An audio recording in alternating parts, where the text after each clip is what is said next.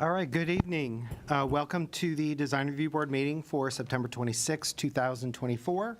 The DRB meeting is now called to order. Please refrain from talking amongst yourselves during the meeting, and please turn off or put on vibrate all cell phones at this time. For public comments and questions during the meeting, please call 818-937-8100. Again, that's 818-937-8100. City staff will be submitting the questions and comments in real time to the appropriate person. Current DRB agendas and staff reports are available by visiting our website, the city's website at www.glendaleca.gov. Records of decisions for all projects will be posted online on the Planning Division's website. A handout describing the procedures of the meeting, possible board decisions, and DRB appeal is available from staff. Please note that any appeal of a case heard today must be filed within 15 calendar days of this DRB decision date. Meetings are archived on the city's website for viewing anytime at glendaleca.gov/agendas. Roll call. Chair Lockroff. Present. Mr. Kaskanian. Present. Ms. Jagayan is absent. Mr. Welsh. Present. And Mr. Simonian. Present. Great. Reports regarding the posting of the agenda.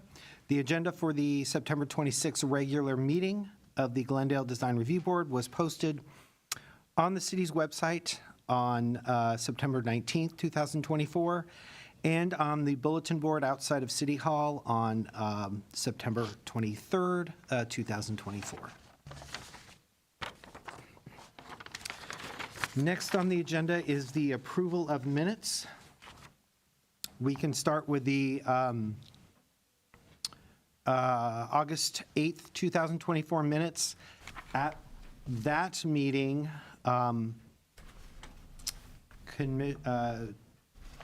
board members Larkoff, Simonian, and Welsh were present. So Please have a motion.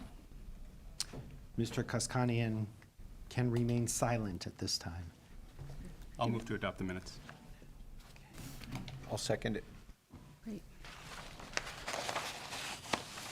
All right, and if I'm remembering correctly, we don't need a roll call for that, according to that. Correct. Correct. Okay. Yeah, right. And then we have the August 22nd minutes, and at that meeting, Mr. Welsh was not present, so. Okay. Do we have a motion? I'll move to approve the minutes. Thank you. I'll second. Great. Great. Approved. Okay, that takes care of that. Oral communication. Is there anyone wishing to speak in the audience on an agenda item or on a item that's not part of this agenda? Nobody. Nobody. Everybody's here to speak on one of the 6 items. Correct. Okay. And Great. Board, do you have any comments or? we don't have any comments at this time. Thank None. you. All right. We have no business. We are down to new business. The first item on the agenda is located at 3442 Downing, and I will introduce Eric G., who will be making the presentation. Welcome. Thank you, Chair and board members. This is Planning Associate Eric G. presenting for the proposed 2-story addition to the existing single-story, single-family residence at 3442 Downing Avenue.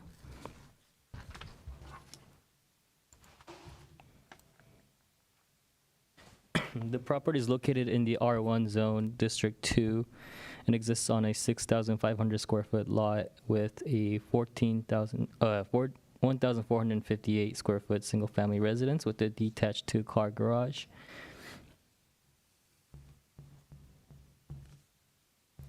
The applicant is proposing to add a 149 square foot to the rear of the 4-story and approximately 908 square foot new second-story addition, and changing the style of the architecture from Tudor revival to a colonial revival.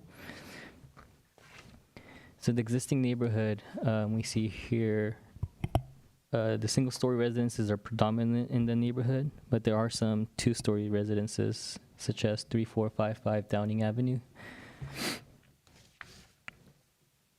And so here is the colored elevation of the proposed. The second-story addition raises the roof pitch from the front and has added 2 symmetrical dormers to match the 2 windows that are existing, and they're balanced by the centered main entry. In this, the half timberings are removed, and in its place, the facade will have alternate materials of stone veneers and stucco. These are all character features of a colonial revival architecture. So here we get a better look at the existing sides of the home, along with the elevation and the proposed elevation. So the first-story addition will take a majority of the concrete pad that we see in the back here. And the front facade, as we discussed earlier, is going to be raising the roof pitch to minimize the visual impact viewed from the public street. The addition pushes towards the back and follows the existing roof slope as well. And it uses a variation of roof forms and facades to also create visual hierarchy.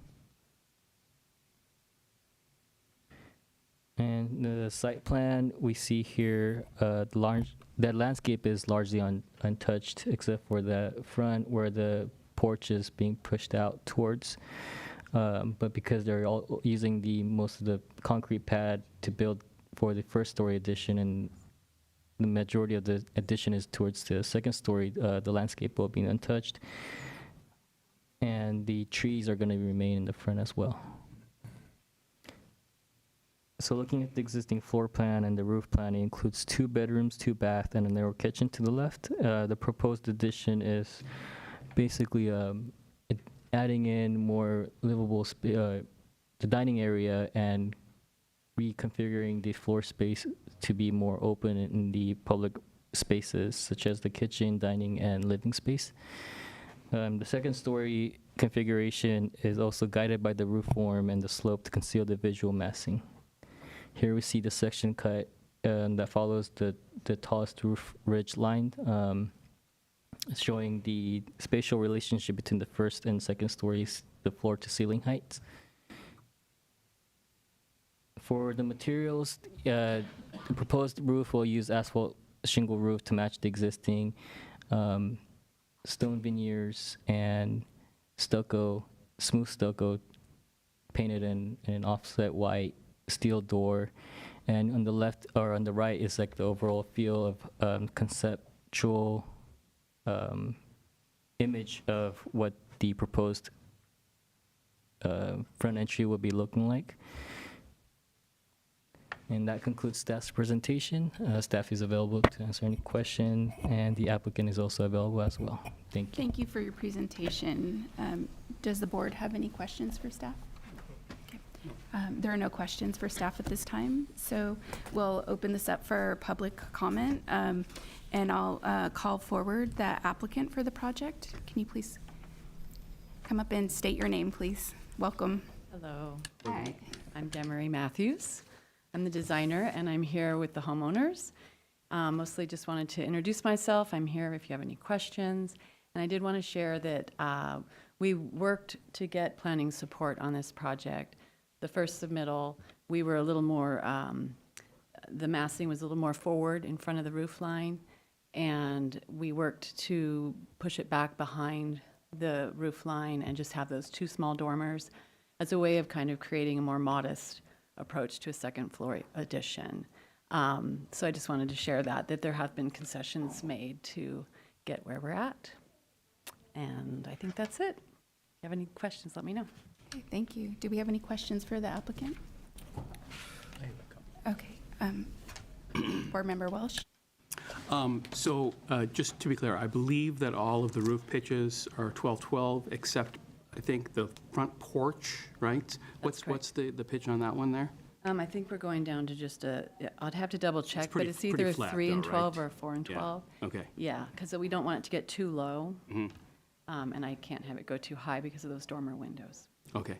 And it seems from the window schedules that you're keeping the existing sills on a lot of the windows that are being replaced? Yes, so the ground floor, a lot of them are not being touched at all. The ones that are sills, existing openings, except on the side. So as you get back toward the kitchen, we're completely changing those 2 windows.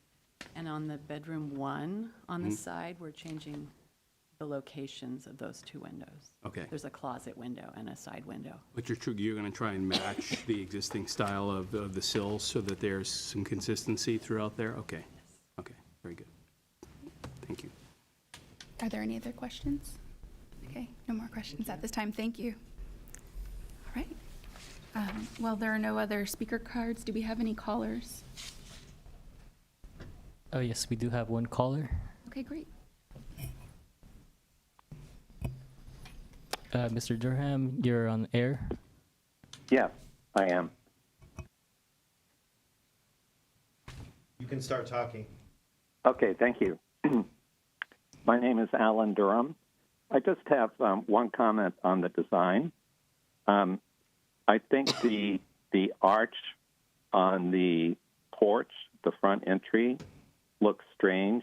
I think it would look better for it to be simply triangular without the arch to match the dormers. And I also think the arched front door with the stone surround looks odd for colonial revival, that just a more traditional rectangular front door would be more appropriate. I just find these curved elements to not really blend in with the rest of the design. Thank you. Thank you. Madam Chair? Yes. Could we ask staff to put up that color elevations that they had between the existing and the proposed? Yes. And I believe at this If time you we. could just keep it up, that'd be great. That's Thank you. great. Yeah. And there are no other callers, correct? No other callers. Okay, then No we'll. other callers. The applicant is able to respond if you want to the comment.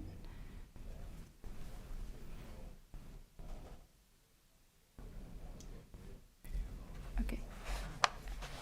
Sorry. Just to say that the homeowner would prefer the arch as we've designed it. And we did study it with the flat elevation, and it didn't really strengthen it, in my opinion. And I leave that up to you guys to discuss. Okay, thank you. Okay. And with that, we'll close the public portion of and we'll open this up for our deliberations. Board Member Simonian, did you want Thank to you, Madam Chair. start? Thank you for taking the time to come out and present your project. Overall, I would call this a very benign second-story addition. The way it's camouflaged really from the street and the way it blends in behind the dormers. I could tell significant efforts were done in order to push back the second floor and to integrate it into the existing roof lines. I could tell a lot of square footage was also perhaps lost because of this ability or desire, more so, to hide the second floor as much as possible. And so I think it's very well done, and it is in keeping with the neighborhood context. I think it does fit in quite well. In regards to the details, everything looks well designed. I don't particularly have an issue with the entry arch or the roof. I think it's designed fine. Could there be other ways to do it? Perhaps, but as depicted, it doesn't really put up any kind of concerns for me. And so think it's a good project, and I think it has my support to move forward without any conditions, as stated by staff. Great, thank you. Board Member Welch. Thank you, Madam Chair. I concur. I think it's a well-executed design. I think it's modest in scale. The fact that you went with the clipped ceilings in the second floor, which helps reduce the overall height, I think is much appreciated, because it really does help it blend in and make it feel like not a ginormous two-story house, but one that blends well with the predominantly one-story neighborhood. So I appreciate that. I also have no issue with the arch. I think that it's nicely executed, so I didn't have an issue with that, and overall, I support the project as well. Thank you. Board Member Casali. Thank you. First off, congratulations on the new design of the home, and I just like to say it's really nice. I specifically like this area of Glendale, so I think that the overall design of the house fits perfectly in the area, so thank you so much for doing that. But yeah, overall, I do support this project, and I'm looking forward to it built. I agree with my colleagues. It's clear your work with staff has really paid off, and your design is lovely. And I agree with the front door remaining an arch. It looks appropriate. And yeah, the design is consistent with the neighborhood and consistent with itself. It's lovely. And so with that, do we have a motion? Motion to approve? I'll second. Great.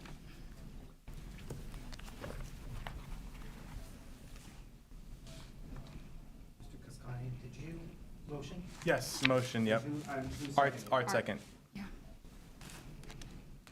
Okay, a motion was made to approve the project. Sorry. A motion was made to approve the project with no conditions. This will be a roll call. Mr. Kaskanian? Yes. Mr. Simonian? Yes. Mr. Welsh? Yes. And Ms. Lockroff? Yes. Great. Motion carries 4-0. Thanks. Thank you. Congratulations.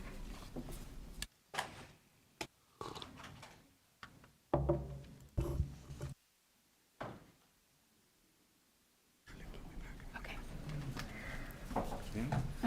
That's fine. We'll take a brief recess. I'll be right back.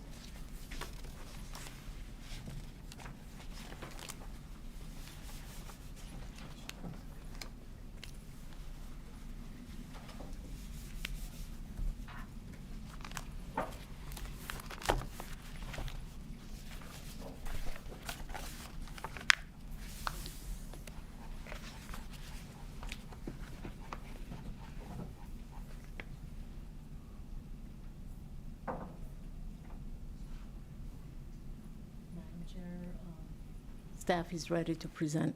We have a Okay, brief there. recess. Thank you. Yeah.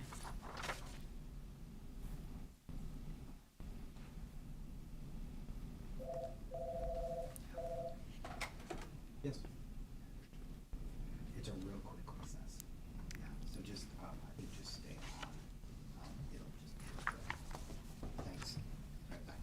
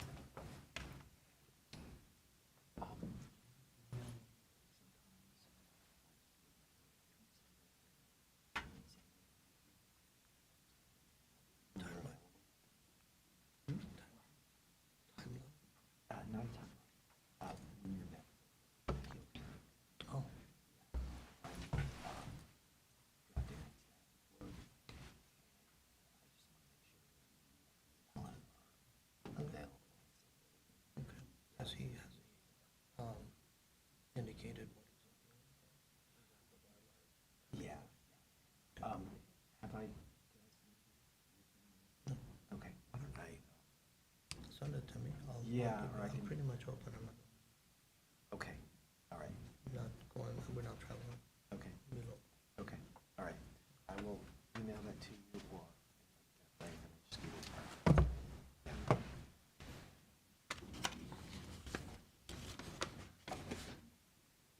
Okay, we're ready to proceed. Thank you, Madam Chair.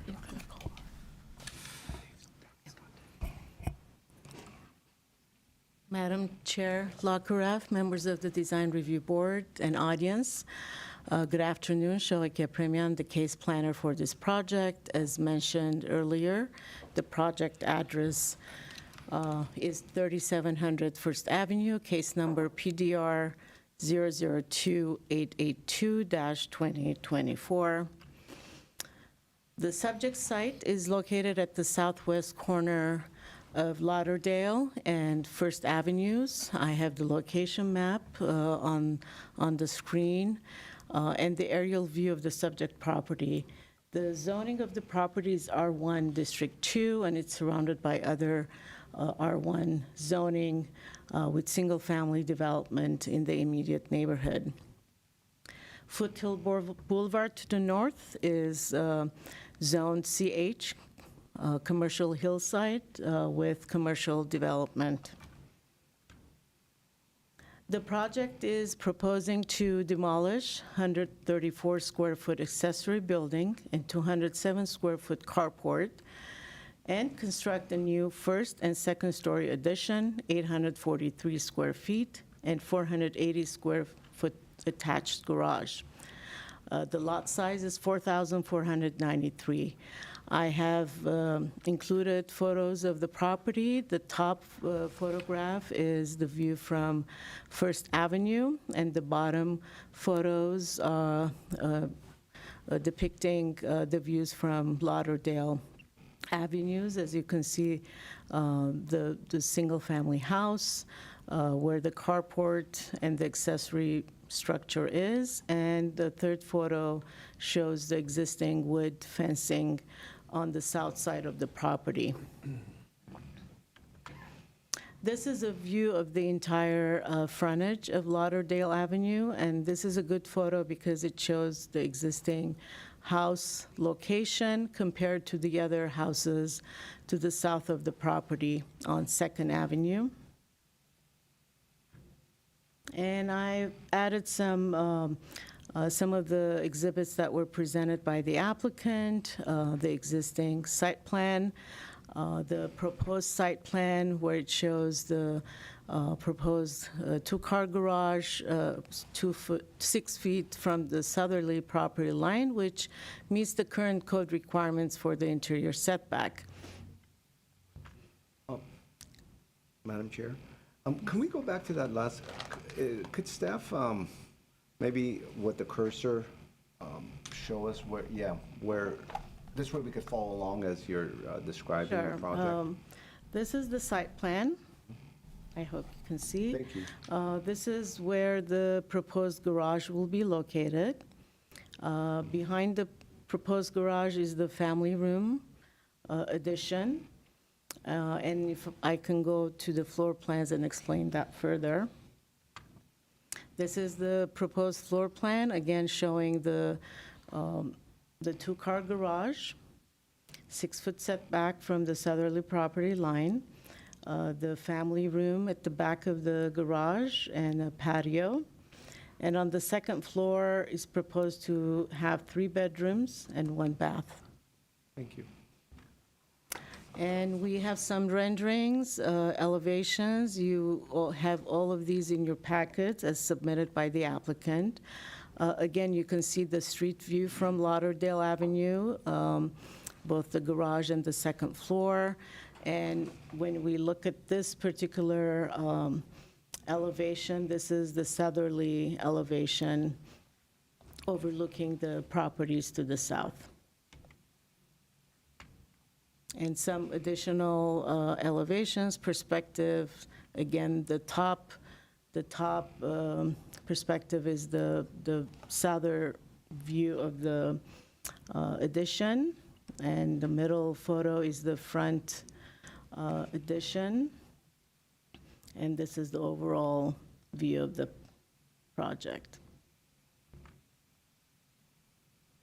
Staff recommends a return for redesign for this project for the reasons outlined in the staff report. We believe that this particular property presents some challenges for the property owner and for the architect due to the lot size, being a corner property, and of course the terrain. For staff, we included 3 conditions, as indicated in the staff report. We're proposing that the project be redesigned to be viewed less massive and monumental from adjacent properties. We believe the applicant can explore alternate design for the second floor addition to be more compatible in size, scale, and mass. And number 2 is more having to do with the window design that is compatible with the ranch-style house windows, such as recessed windows and sills. And number 3 relates to the driveway paving as required by the zoning code to be decorative and also recommended by our comprehensive design guidelines for single-family development. For the record, property owners and occupants within the 500-foot radius were notified. Staff received 3 emails, one from a neighbor at the 3715 2nd Avenue, one from a neighbor who said in her email that she lives directly south of the subject site. She did not indicate her address. And one neighbor who resides at 3711 2nd Avenue. Staff also received 1 phone call from a neighbor located at 3707 2nd Avenue. All 4 neighbors who have sent in their comments live directly south of the property, south of the subject property, and are the most affected by this project. Of course, the board has the review and decision-making authority to approve the project as submitted by the applicant, modify through conditions, or ask to be returned for redesign based on your direction this evening. The project architect, Jin Wong Kim, and the property owner, Peter Hanul Park, are present, and they would like to make a presentation as well. Thank you very much.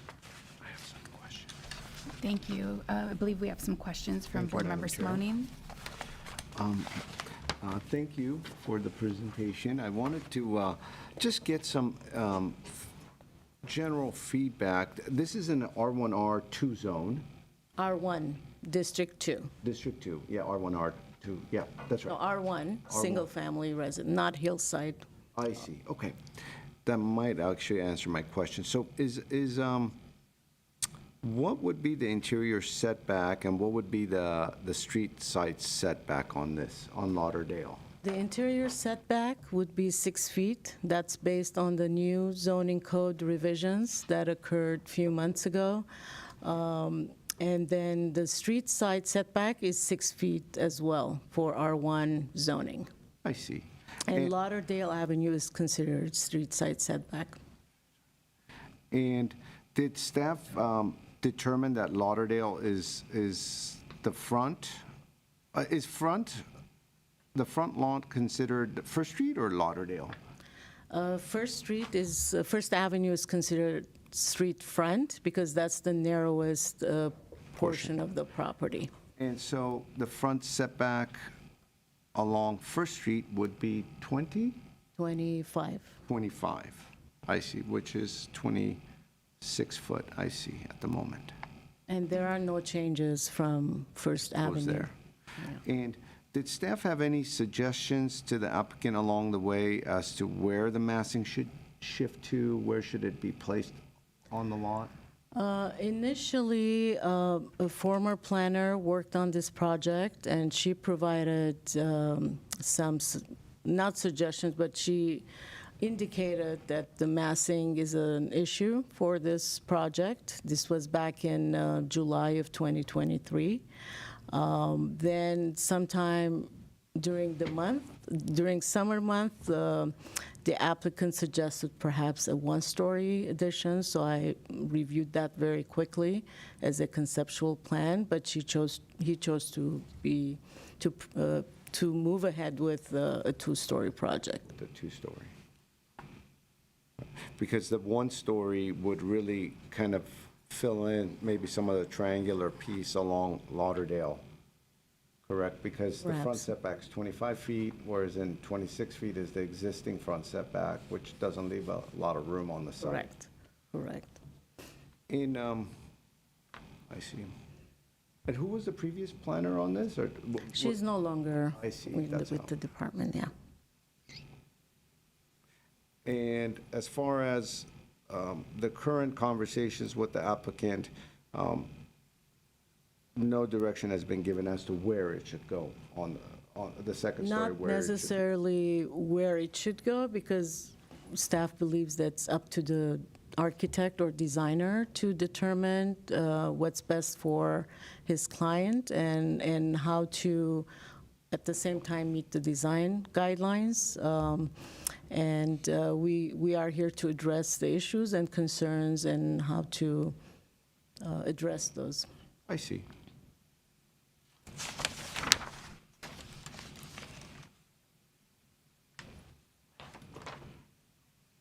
And the rear setback in this zone would be how much? Still interior setback, so 6 feet, yes. Setbacks are fine with this project. Can we, do you have the existing site plan you can maybe put up?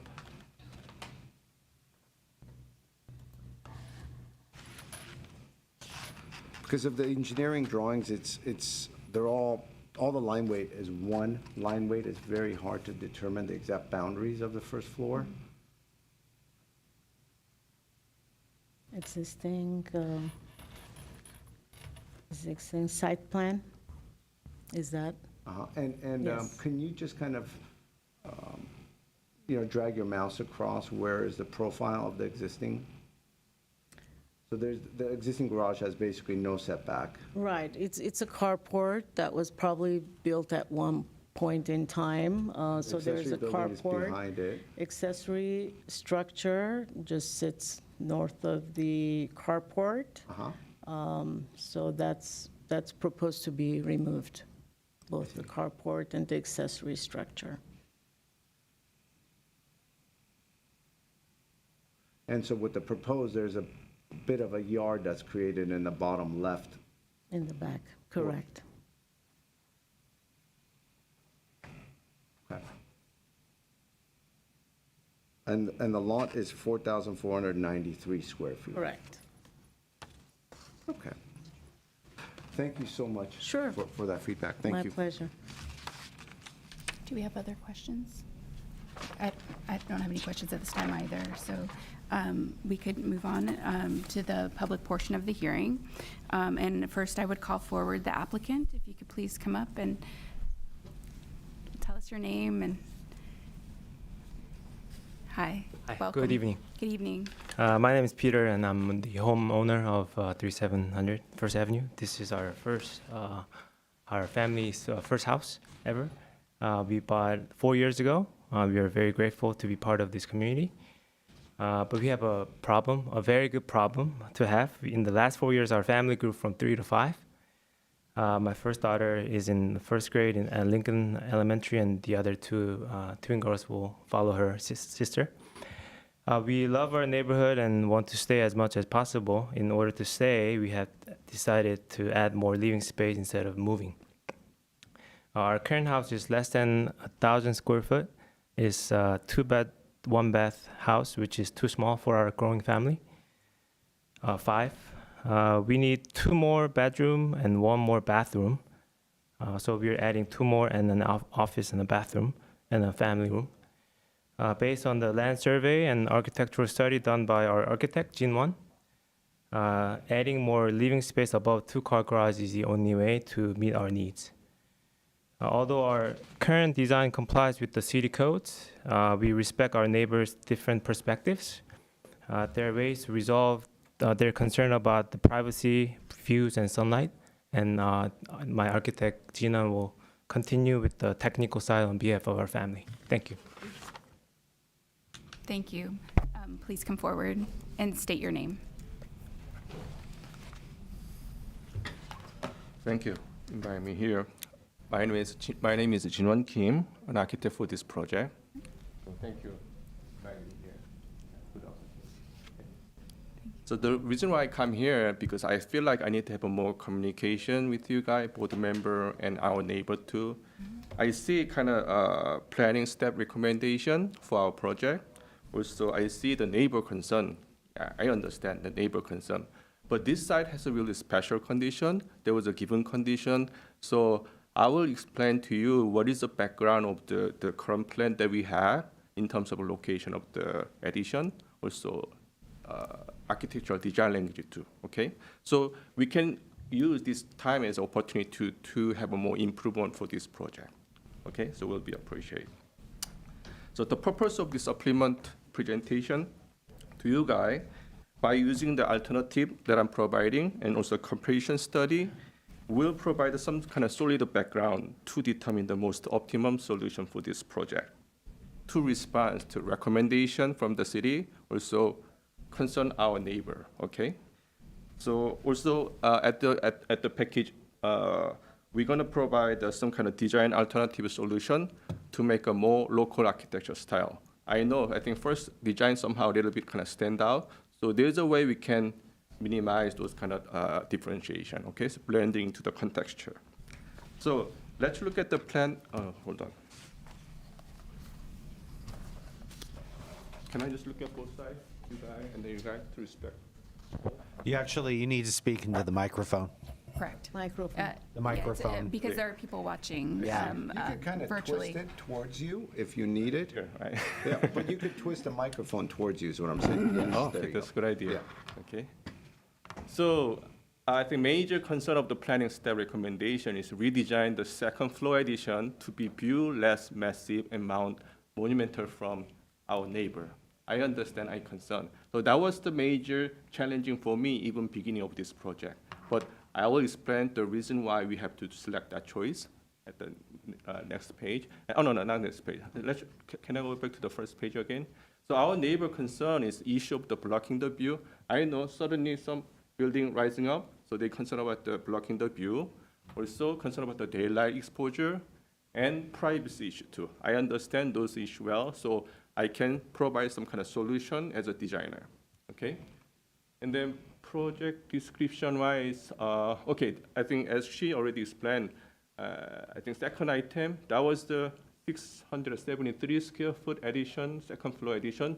That become the major design challenging for this project. So let's go back to, let's go to the second page. Before getting to our site, let's look at the overall macro scale. This is a Londondale Avenue. He has about 30 seconds left. Okay. I just want to give you a heads up that the time is very limited, so yes, we, 30 seconds left? correct. Okay.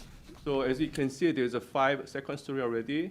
So this is a type our project has belonged to this kind of type. So second floor on downhill side. Let's flip to another page. Next page.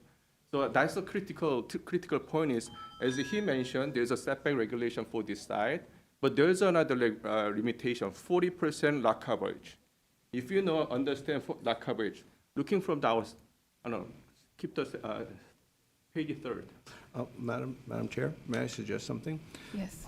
I see a very detailed presentation in front of us, so I could tell a lot of time has gone into this. Correct. And I could tell Yeah. it's a very unique site. And if you oblige, I think we give them some minutes, whatever it is. Additional minutes would Yeah. help us. We'll probably be asking the That way questions that he's you're not- answering. Correct, that's why Yeah. he's not hurrying I and he could try concur. to get his point across, because it's a challenging site. I concur. I So, appreciate it. 5 minutes? Yeah, 5 minutes sounds perfect. Thank you. Okay. So looking at this site, we have a 4-side setback line. I think we have an internal side setback, front setback. We already complied those side setback issue. Another challenging is 40% lot coverage issue. So if we understand lot coverage, there is no other place we can locate the second floor here, because all of this space, if we add another space, it's gonna be over the lot coverage. So only solution, adding parking garage, and on top of the parking garage, we can have a second floor addition. The other solution, we can add a second floor addition on existing house. But as you know, I think adding another second floor on top of the existing house is really challenging in terms of the construction cost. When you do the construction, family have to move out. The renting, like relocation cost, is about $50,000 for period of the construction. Another one, if we wanted to have a second floor above the existing house, we have to reinforce the foundation through the wall to adapt the new heavy structure over there. Mr. Kim? Can you please speak into the speak to microphone? us. Yeah, I'm sorry. Yeah, it's important. Yeah, they'll be able I to hear. respect both you guys. Right? Yeah. So there's a challenge. I think if we add another structure there, we have to demo. Most time we have to demo the existing structure, rebuild, which means it will cost extra cost almost $200,000. So as considering the size of this addition, this project, total $250,000 as an additional cost is too much significant amount to impact on this project. So that's why in terms of the cost-wise, adding another second floor on existing house is not feasible. So you have to understand this is a really big project. It's not big project. It's kind of small addition. But that money is going to be. Sorry, can you please talk into the microphone? Thank you. That Yeah. money is going to be significant impact. That's why you cannot select that location, another alternative. So that's why we have to stick to the current location as what we provided from the beginning. Okay. And then this is next page. Can you go back to the page, previous page? What is previous? Previous.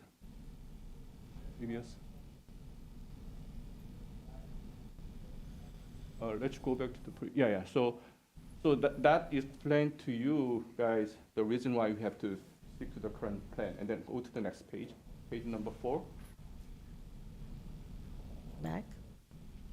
As you can see, we along the Lauderdale, we already have a 2-story building. If you look at the 2 different type, second edition on downhill side, another second edition uphill side. So I can see the 2 different kind. But our project is belong to the second floor on the downhill side. And also you can see most of the second story building has this kind of prototype. So even city guideline recommend the terracing up along the topper, but actual reality is not easy to follow that, because I can see that kind of easy reason. Next page. Page number 5. Yeah, okay, so, page 4, page 4 is good. So this floor plan show a skipping floor plan concept. So, the reason why we're using skipping floor is kind of more efficient to make a circulation, also minimize height of the building. I think this, if you understand this floor plan well, you can understand this is kind of interlocking idea. It's very kind of efficient. So starting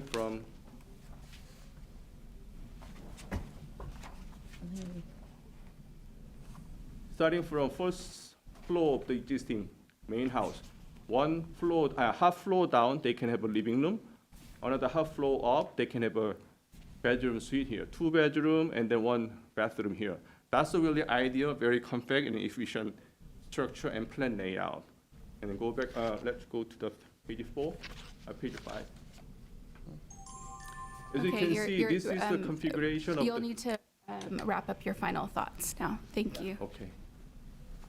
Let's say we'll stick to this kind of efficient by using the skip floor. If we're adding another floor on top of the existing, that elevation gonna be another monumental. It's gonna be more monumental than our current layout. So if you look at the skyline by using this, our current layout has a better less monumental and more gradual skyline. Okay. And that's your time. Thank you very much. Thank you for your presentation. And at this time, you could stay here for a moment. Do we have questions from the board? I have a question. Okay, Board Member Welsh. Thank So, you. when you were considering the height of this, did you consider just lowering the second floor? I mean, the floor-to-floor height from in the garage to the second floor is 11 and a half feet. You could just drop the whole thing down a little bit and reduce the massing that way. Yeah, still, I think we can minimize the floor height as much as we can, right? Yeah, so we can try that effort too, Okay. right? But as you can see, location of this addition, there's no choice from us, right? So also, in terms of a privacy issue that they're concerned, also in terms of sunlight exposure, I did a kind of a simulation for that. So if you look at the winter solstice simulation, there's no cast shadow invade onto their side because the south side. Also, in terms of view, that area has a better view toward the south downhill side. No, most of the hillside project, they appreciate downhill rather than uphill. If Okay. they're uphill, You nothing answered to my see. question. Yeah. Yes, great, thank you. Thank Do we you. have other questions from the board? Yes, thank you, Madam Chair. And part of your presentation deals with privacy and windows. And I'm wondering if you could shed some more light on your thought process there. So I believe you've, 89, yeah. yes, you have some fixed shutters that are being proposed. We can provide several options, and then we have to talk with them, with our neighbor, to get to the certain agreement together. So I'm just proposing several options, like a brise-soleil, right? Brise-soleil is kind of fixed, kind of shutters kind of device. So if we fix the kind of slat, there's no way we can look down, right? So we can fix, so they can see only far distance. They cannot look down. That's one of the way. Either we can introduce the clear story, but sometimes bedroom has an egress window from the inside, right? So if you have an egress window, maybe we need to locate to the other side so it doesn't interfere with our neighbor. So we can provide several solutions from the next design phase. Yeah.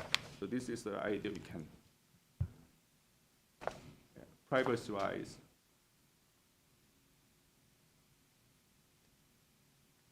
Did that answer your question? It did. I think what I was really focusing on, which I think you answered, but more specifically, looking at your second floor plan, looking at bedroom one, which is facing Lauderdale, that window that could be your exit window, and then the window kind of facing south, let's say, that could be a clear story. Maybe, yeah, that's a good idea. And yeah. similarly with bedroom number two, that could be a clear story because you could get your exit from, let's say, Yeah. the north side, more or less. North Well, side is more north, safe. northwest side, yeah. There is a way we can control the privacy issue by Right. using those locations. I see.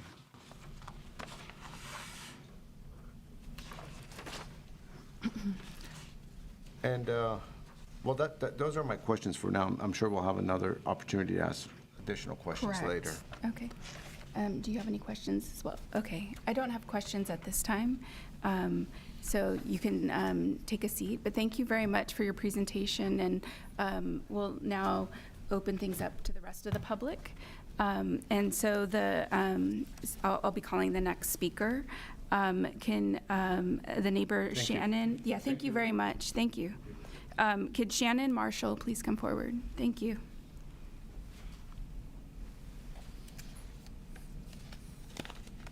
Hi, welcome. Thank you. My name is Shannon Marshall, and I live at 3714 Second Avenue.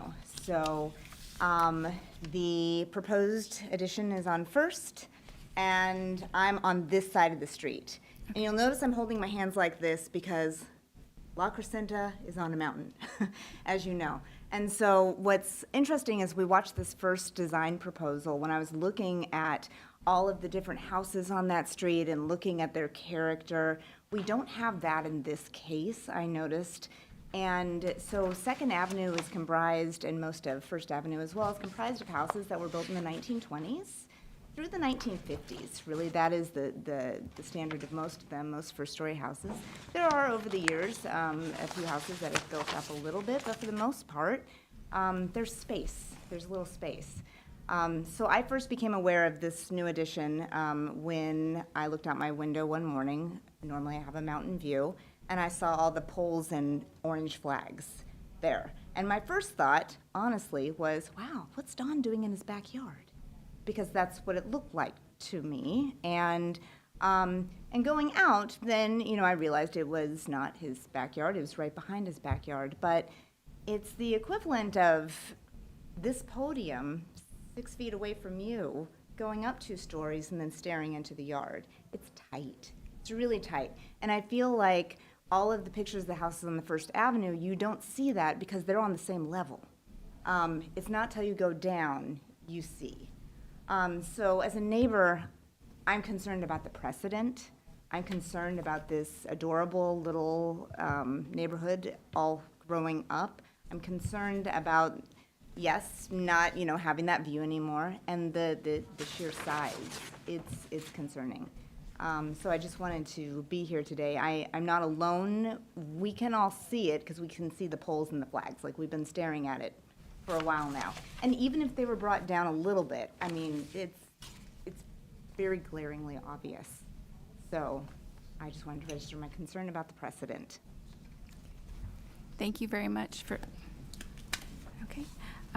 Can Donald Lent please come forward and just state your name? Welcome. Hi, my name's Donald Lent. I live at 3707, right behind the project. And I'm totally opposed to it just for the mass alone. My property is 4 foot lower than their property.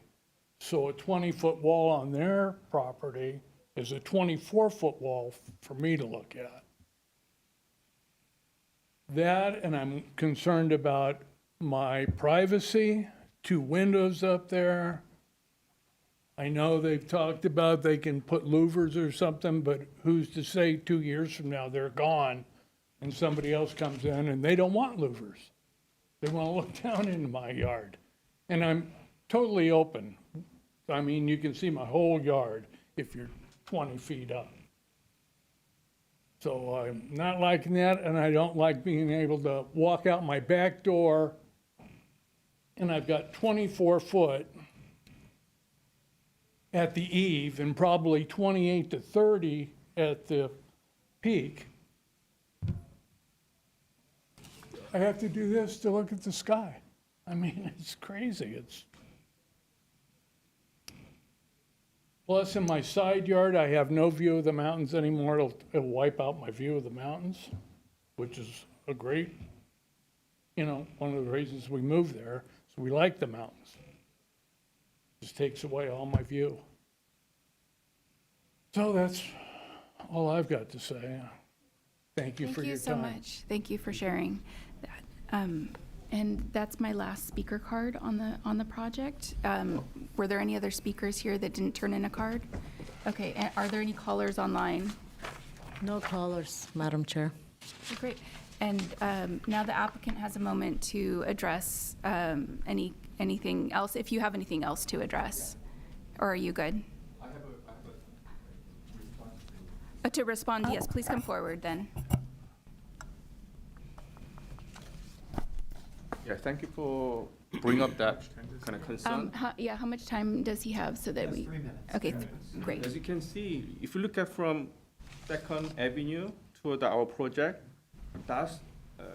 this is only threshold we can see the mountain from here. And also, if you're zooming in, this is our existing house, right?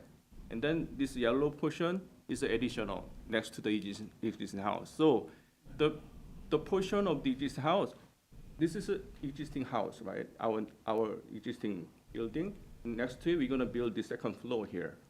So the portion of the blocking is only this portion. If you're looking from the overall scenery from the Second Avenue here, this is the only portion we'll block, and then within this is the only portion we'll block. I know from your backyard, you might have some kind of building up, but as you can see from...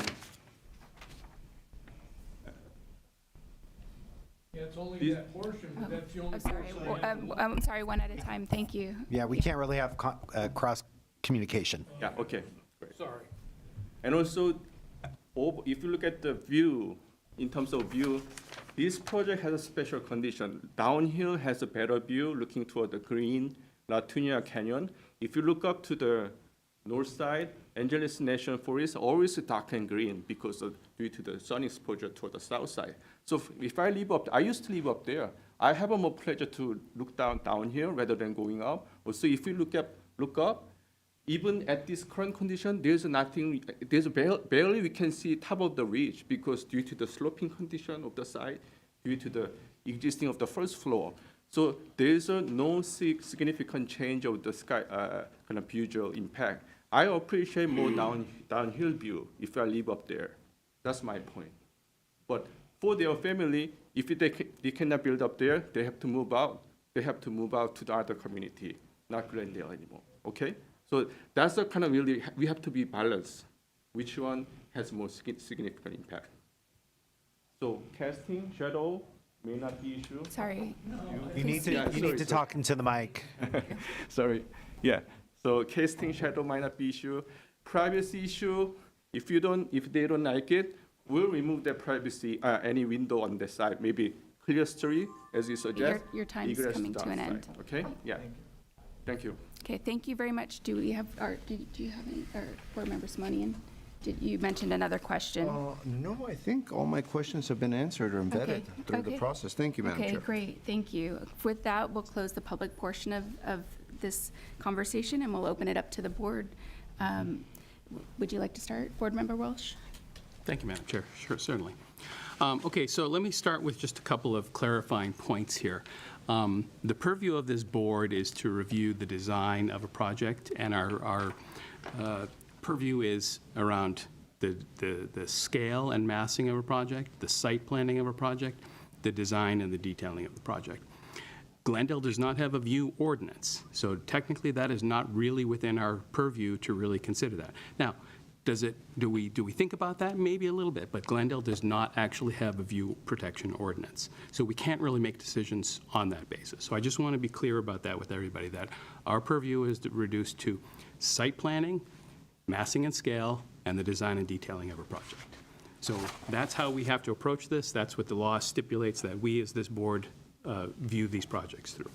So from that perspective, let me just start my comments. This is a challenging site. It's a challenging house.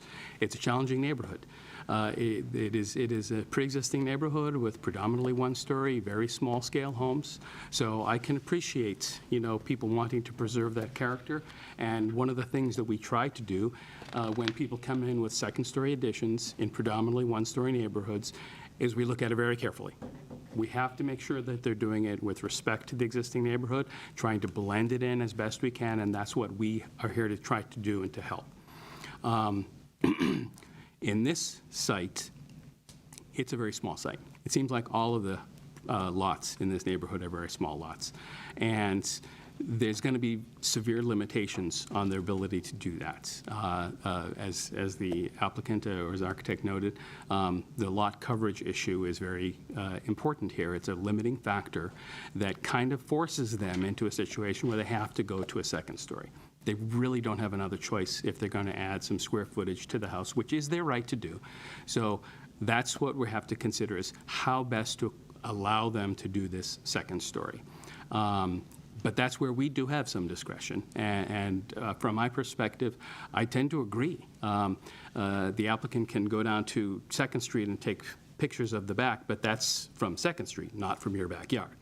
So I visited the site. I saw the story poles. I see that it is quite a presence on the street. So I think that I am definitely of a mind to reduce that massing somewhat. I saw an easy solution myself, frankly, in that the height of the garage it's 11.5 feet from floor to floor. That's very tall for a garage. We can easily chop off a couple, 2.5 feet there, still give them a very good garage, and reduce the whole thing by 2.5 feet right off the top. So I think that would be an easy solution to do. We can consider privacy issues, and so I think that the discussion about privacy is a warranted one. I think the discussions that Mr. Simonian were raising was, potentially switching the egress windows to the streets facing and the side facing, so that southerly portion can be reduced to, higher located windows that don't look immediately down on the neighbors, that are, sort of reduced in scale. They don't necessarily have to be clear story ones right at the top, but as long as they're, 5 feet or more above the floor level, then, I think that they're not going to be looking down from that level. So those are my thoughts. Generally speaking, I don't like to do a return for redesign unless there's serious problems with the design. I don't have serious problems with the design. I think staff's conditions are appropriate. I think we could still work around that and come up with some solutions to be able to allow the project to move forward without having to subject it to a return for redesign. And I'm open to my fellow board members' thoughts on that subject. So that's my view. Thank you. Board Member Simonian. Thank you, Madam Chair. I agree with Board Member Welsh. This is a very unique site. It's a corner site, and it is less than 5,000 square feet. It's 4,493 square feet. It's even less than 4,500 square feet. Coupled with the fact that there is quite a bit of grade on Lauderdale going south. And when you put all these factors together with a small home that's only 943 square feet, 2-bedroom, 1 bath, and you try to accommodate a family that consists of 3 kids, 3 children and 5 people, you could tell very quickly that they're bursting at the seams. Way back when these homes were built,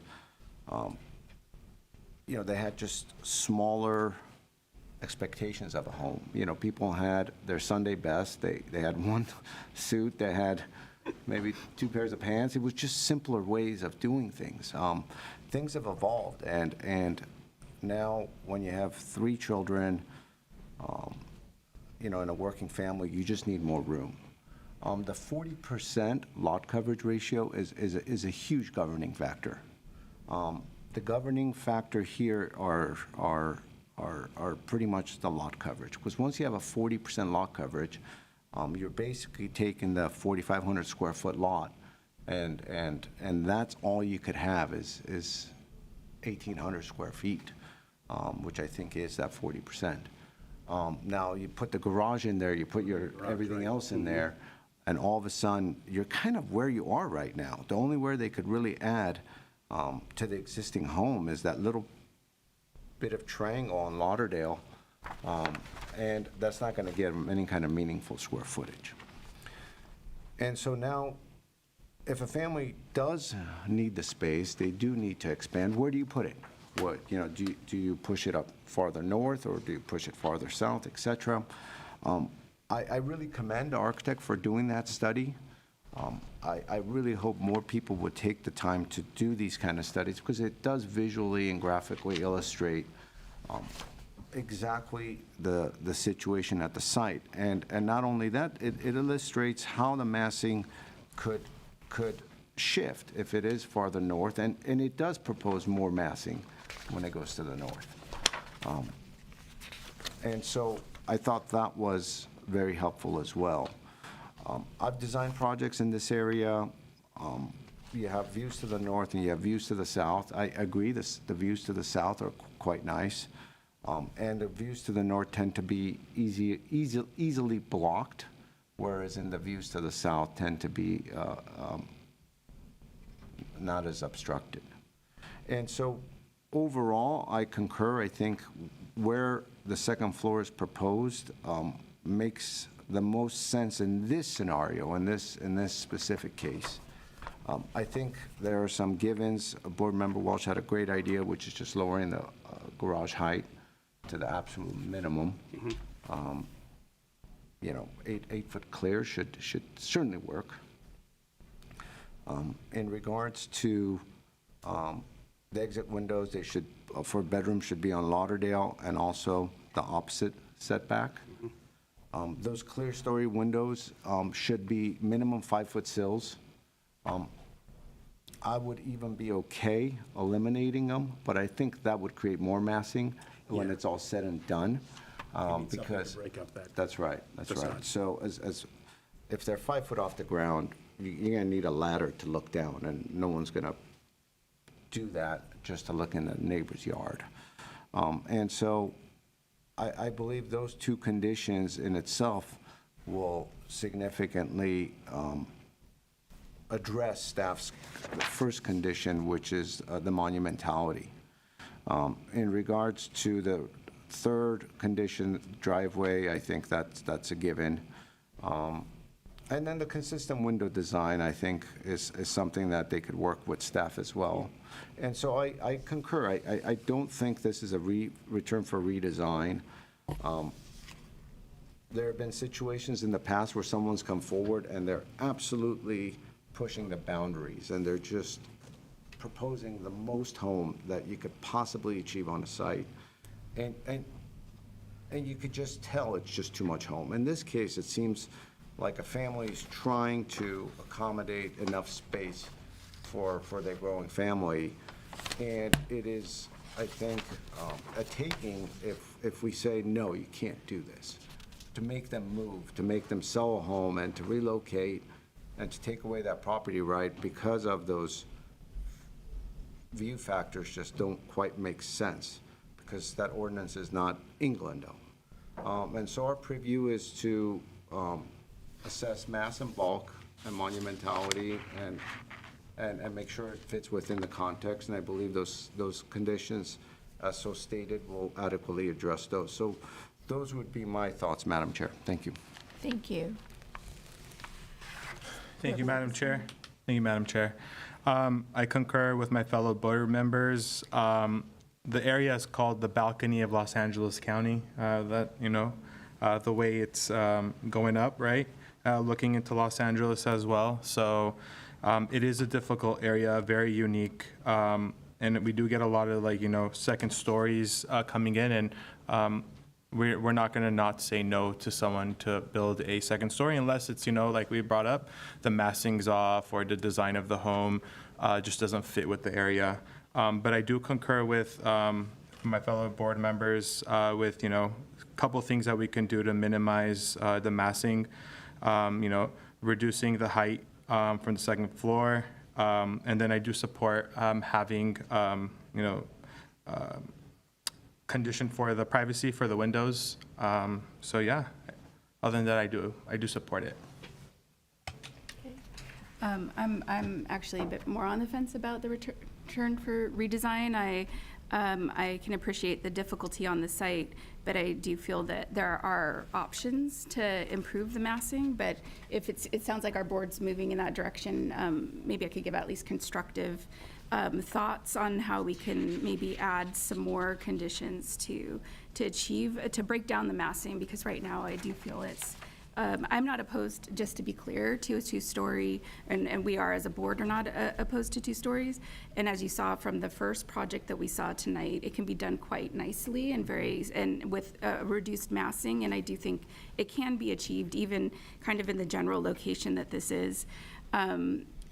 But it definitely needs a lot, some conditions to get it there. So reduction in height, definitely, not having windows on the side for privacy. But also I do feel like it needs to step in a little bit from the sides. And I do think that's achievable in the floor plan.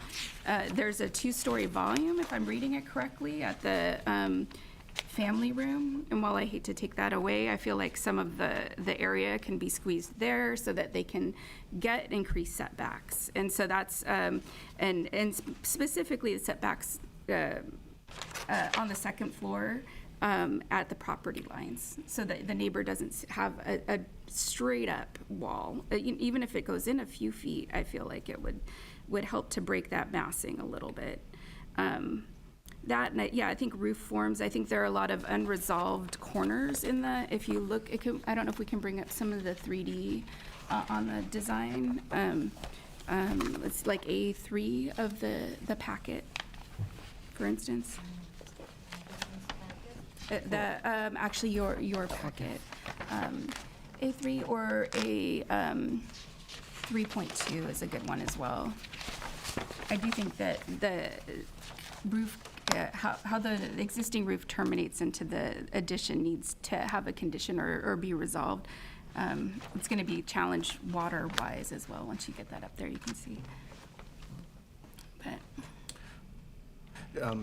Madam Chair, just so Right. we could follow along, so I'm at A32. correct. And which portion are you referring to? So well, when she gets it up, I'll wait. Oh, I see. Yeah. Thank you. Why is it not working? Working.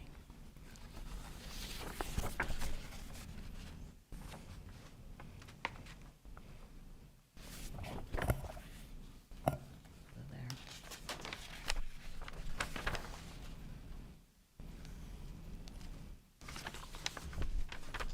Sorry, we're having some technical issues. Okay. Thank you. There we go.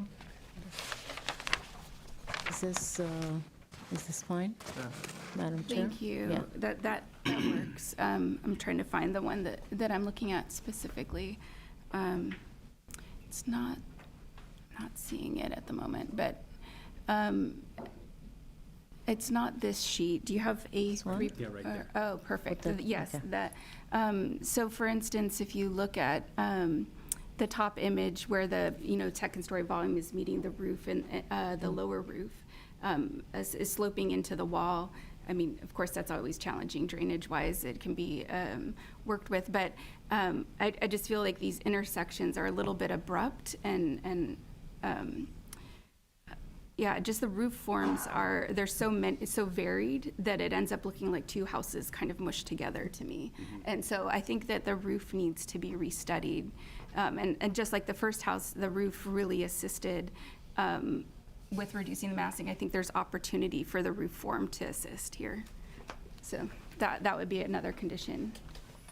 Yeah, it looks like almost you could make a flat roof on that section Exactly. in that area. Yeah. And you would be reducing the massing of that two-story vaulted That's what I was family thinking too. room. Correct.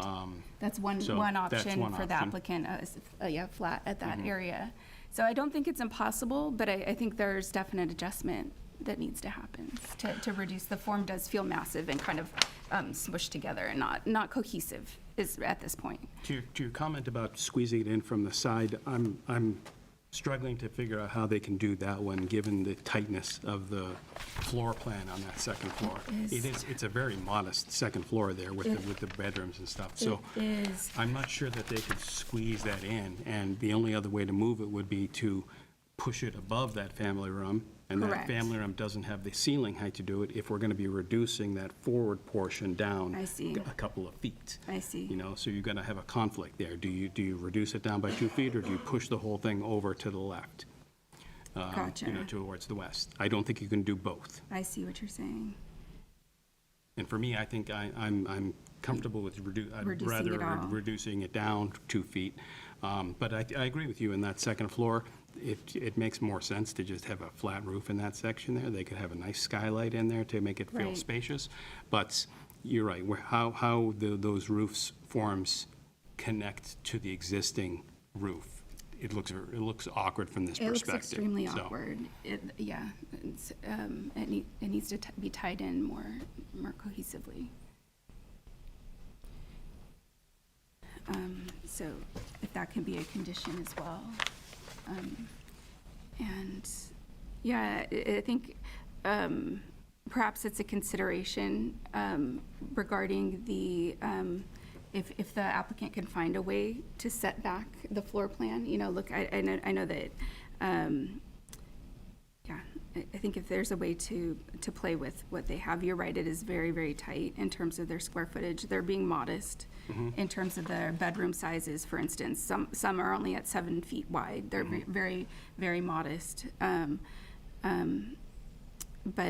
yeah, if they can find a way to achieve that as a consideration, it would be great.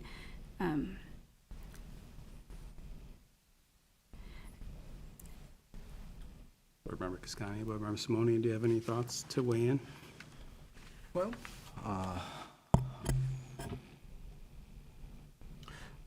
I do concur in that the second floor layout is just so modest to begin with. I mean, the bedroom number 3 is 7 foot something wide. You know, there's not a lot of room there, obviously. Yeah, it's really more like an office, frankly. Yeah, and we get walk-in closets all the time that are proposed That are bigger than- the size of this bedroom. In regards to the stairs, they need to be there. The existing bedroom along the rear setback, well, opposite of Lauderdale, is existing, and so that roof form stays as is. Could the family room portion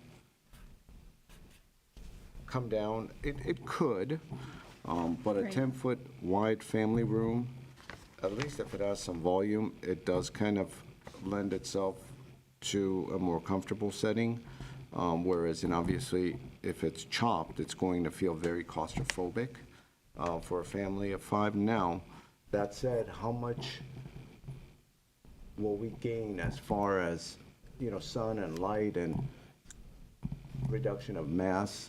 I'm not sure, because basically that square portion of the facade would turn into some sort of a flat roof, is what we're talking about, right, above that canopy. Yeah, and that section is really not visible from either First Street or Lauderdale. It's hidden behind the addition, so. I mean, this is healthy that we're discussing it. As you could tell, there's a lot of moving parts here. Yeah. I think as proposed, it's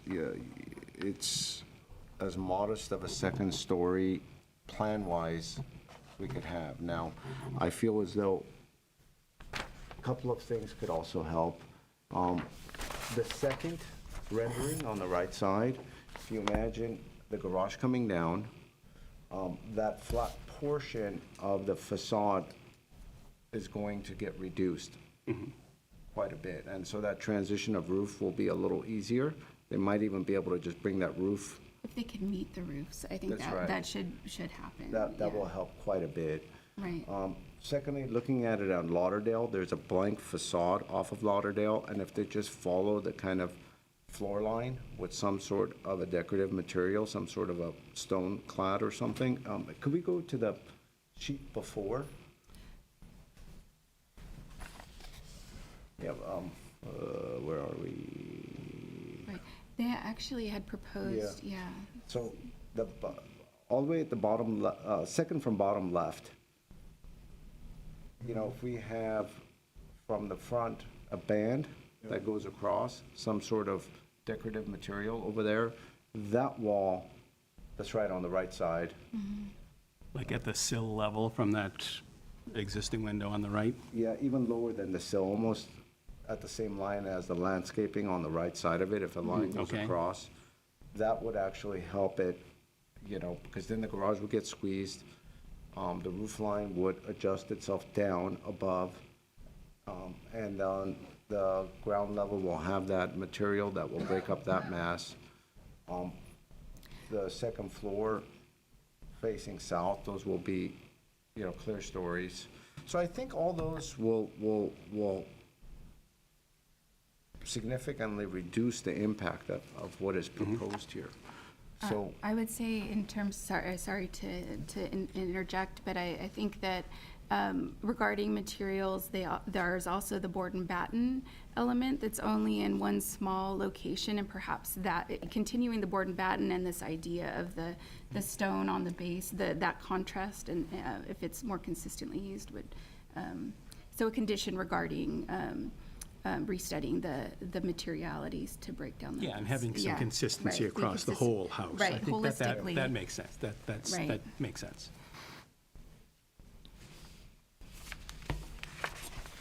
so could staff repeat? Yeah, Yeah, can we the get a conditions. read back of what you think we got as conditions here? I was going to suggest if a board member can go down the list, because we heard various things, but I'll try. I know what I heard, at least for the garage height to be reduced, at least 2.5 feet, including the height of the second floor, perhaps. Consider stepping further from the interior setback on the second floor. That would be a consideration or a requirement? Okay. They can find a way. Restudy the roof form Restudy the materials. I missed the windows, the wording, exactly how the windows would I be think there were worded. a couple window items. One was in regards to relocating the egress windows to the front and back so that they're in the side yard, there are only, correct me if I'm wrong, clear story windows. Is there something that's high? That was my understanding, but you can, Correct, the exit windows, for the second floor windows, right? bedrooms, for the second floor bedrooms shall face Lauderdale and also the interior setback opposite of Lauderdale. Correct. And the proposed windows on the south side, rear side, shall be clear story with a 5-foot minimum sill height. Yes. Correct. We will rewatch the meeting videos and mark those down. And I think regarding the materials, I think that's not just restudy the materials, but restudy with an effort towards integrating it fully with the entire design of the home so that there's consistency with how the materials are being deployed. Consistency and reduction in massing. Yeah, that's. Mouse. And then from staff's recommendation, keep number 2 and 3, correct? Those 3 conditions. Certainly number 3, yes, I think. For Right. windows and the driveway. Okay. Number 2 was relocating the Yeah. massing, so that was, No, or, no, was sorry. that proposed consistent window design. Consistency gotcha. with the existing single-family house. Well, I think that can be That's- left as something to work with staff on. Okay. Yeah, I think that's okay. We will put together the conditions we heard today. We will work with the applicant and get those revisions completed. Sorry, one last thing is, shall we have a general condition regarding resolving intersections of the 2 buildings, or is that sufficient? That was another item that we talked about, how it looked a bit disjointed when the buildings Right, came correct. together. So, Did we, was there Well, a I think condition? we had a placed for the roof? consideration for that, didn't we? that was the setback, but That was this for is more. setback, Oh, but that I was for think the This is setback, more okay. regarding the details of when the cohesive cohesive. design between existing and proposed, yeah. Yeah. Because I thought there was a condition for the roof, to have a cohesive roof design. For the roof, yeah, and that could be combined into one Together, yeah. condition. You're right, it's walls and roof, really, but, Okay, Okay. yeah. very good. All right, so with those conditions, I'll move to approve the project with conditions as we've just laid out. I'll second it.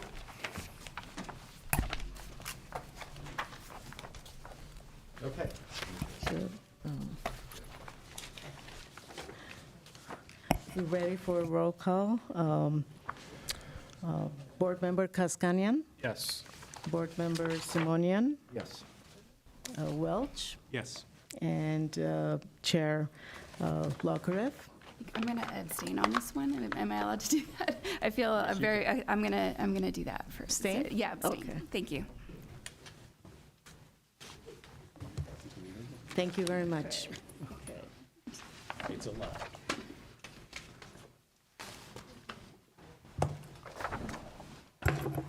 Which one are we going to start off with this next case? That would be a question for I think it's the Roger. 137. What is our next project? The next project on the agenda is 137 Aspen. Thank you. Okay. And I, The higher one on the street. We've got 137 and 157 Aspen.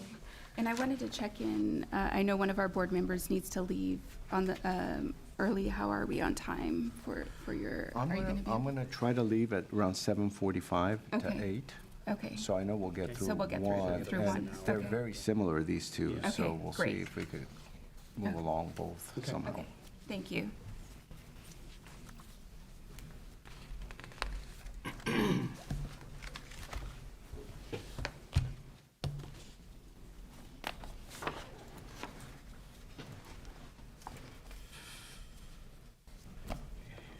Oops. This one. That was a really good report you put together. It was, yeah. earlier? I just saw it right now. No, they just You came to us. okay. Sorry. Y'all ready? We're ready, thank you.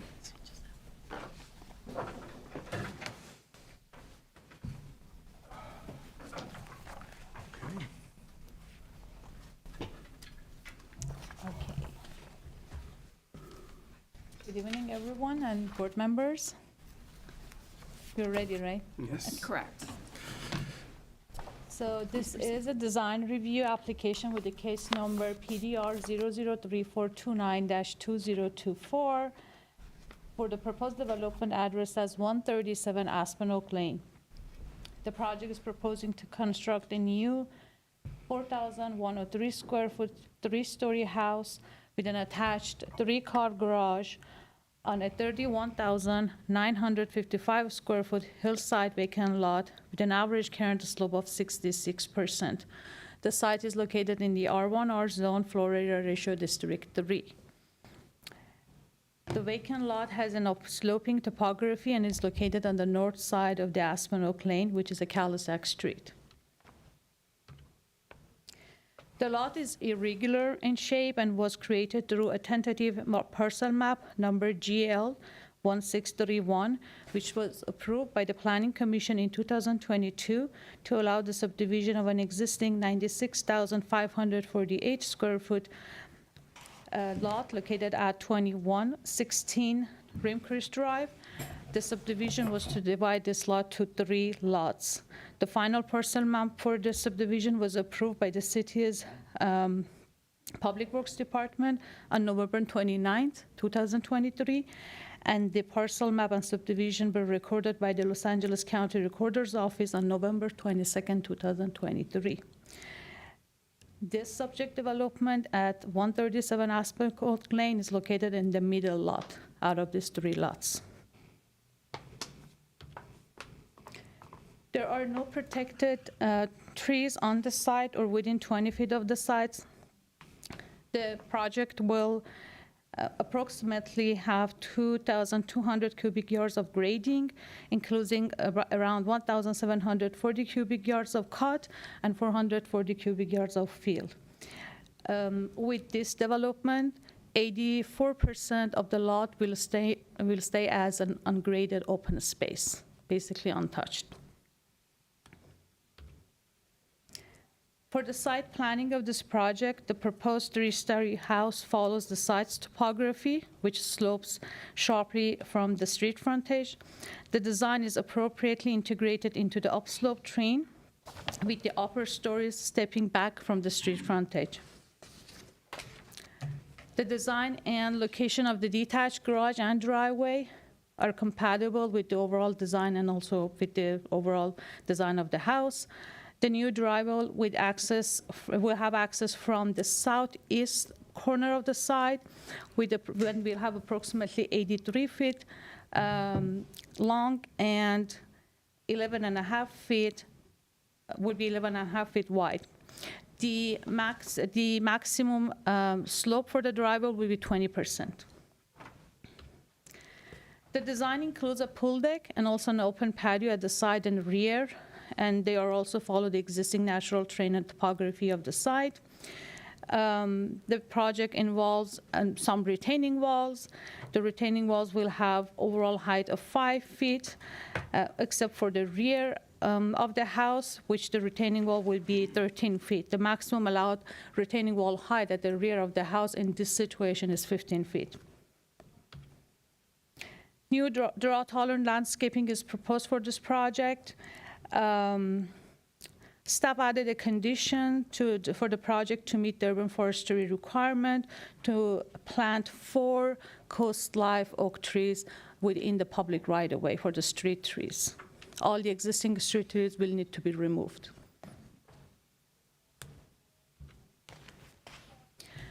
The overall mass and scale reinforce the contemporary modern architectural concept appropriately. The mass and scale of the proposed house are appropriate to the site and relate to the surrounding context of 3-story houses. The new design follows the hillside design guidelines, and it is built into the upslope lot and follows the natural terrain, as I mentioned. And the proposed flat roof is appropriate to the concept of the contemporary design, to avoid a sense of monumentality and overbearing forms, and to be consistent with the overall roof design. Staff is also recommending a condition of approval to reduce the width of the proposed 7-foot wide overhang to 5 feet only at the 3rd floor. The overall height of the project will be 32 feet, which is the maximum height limit in R1, R zone for the houses with flat roofs.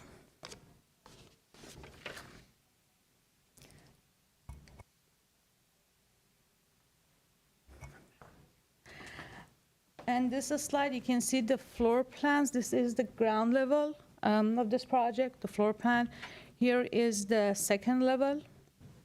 You can see the layout of the garage, and if I need to go back to this slide and can. Moving forward, this is the 3rd level, the upper level of the house. And here I put the roof plan. And this is slide. And these are the elevation drawings, front, rear, and side elevation drawings.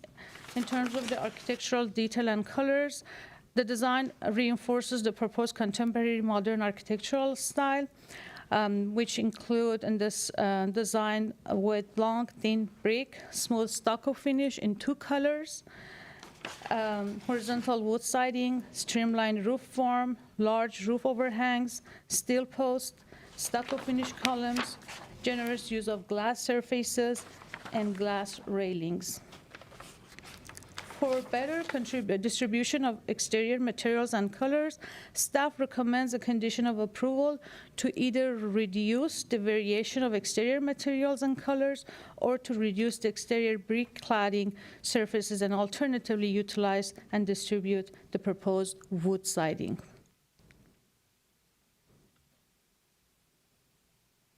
The design and location of the front and grade concrete step are appropriate to the design.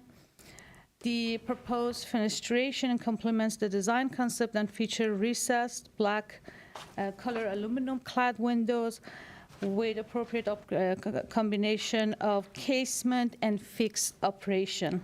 The windows will not have any exterior seal and trim. And at the end, the project proposes internal gutters, and newer conditioning units and trash storage bin are appropriately located out of public views. And also the design and location of the proposed exterior light fixture appear appropriate to the overall design. The proposed house will not create privacy conflicts with the surrounding neighbors across the street on the south side, as well as the proposed adjacent house located at the 157 Aspen Oak, which will be the next presentation. There are no direct views from windows of public rooms and outdoor spaces to neighboring homes, and significant distances to the existing homes, to their outdoor spaces, and also landscape buffer. Also, the orientation of the proposed building are helping to block views from the subject development to existing neighboring homes. Staff recommends approval of this project with 3 conditions, which I mentioned. If you want me, I can go over them again. The condition was to plant 4 coast live oak tree for the street trees within the public right-of-way, and also to obtain the required permits from urban forestry prior to construction. Condition 2 was to reduce the width of the proposed 7-foot wide roofed overhang at the 3rd floor. And condition number 3 was about the distribution of exterior materials and colors to either reduce the variation of exterior materials and colors or reduce the exterior brick cladding surfaces and alternatively utilize and distribute the proposed wood siding. Before I conclude my presentation, I would like to mention staff received 1 public comment for this design review case, which was presented to you for your review and consideration. And with that, I conclude my presentation. Thank you. Do we have questions for staff? Yes, I do, Madam Chair. Okay, Thank you. great. Thank you. Ms. Babakani, the 7-foot cantilever that staff is proposing to reduce, where exactly is it? Can you maybe show it in the renderings? Sure. whichever rendering you think depicts it So best. here, this is the street frontage, and this is the overhang at the upper floor, the 7-foot Okay, of the kitchen level. of the, if it's a kitchen, yes. Kitchen or bedroom level? It's a bedroom. I think there are bedrooms, yes. Thank you. And we're talking about the top canopy, the top, Yes. the roof itself. Yes, if I move to the rendering.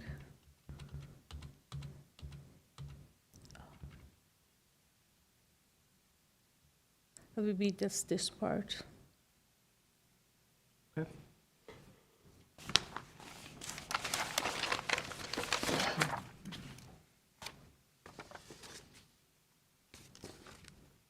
I have no other questions.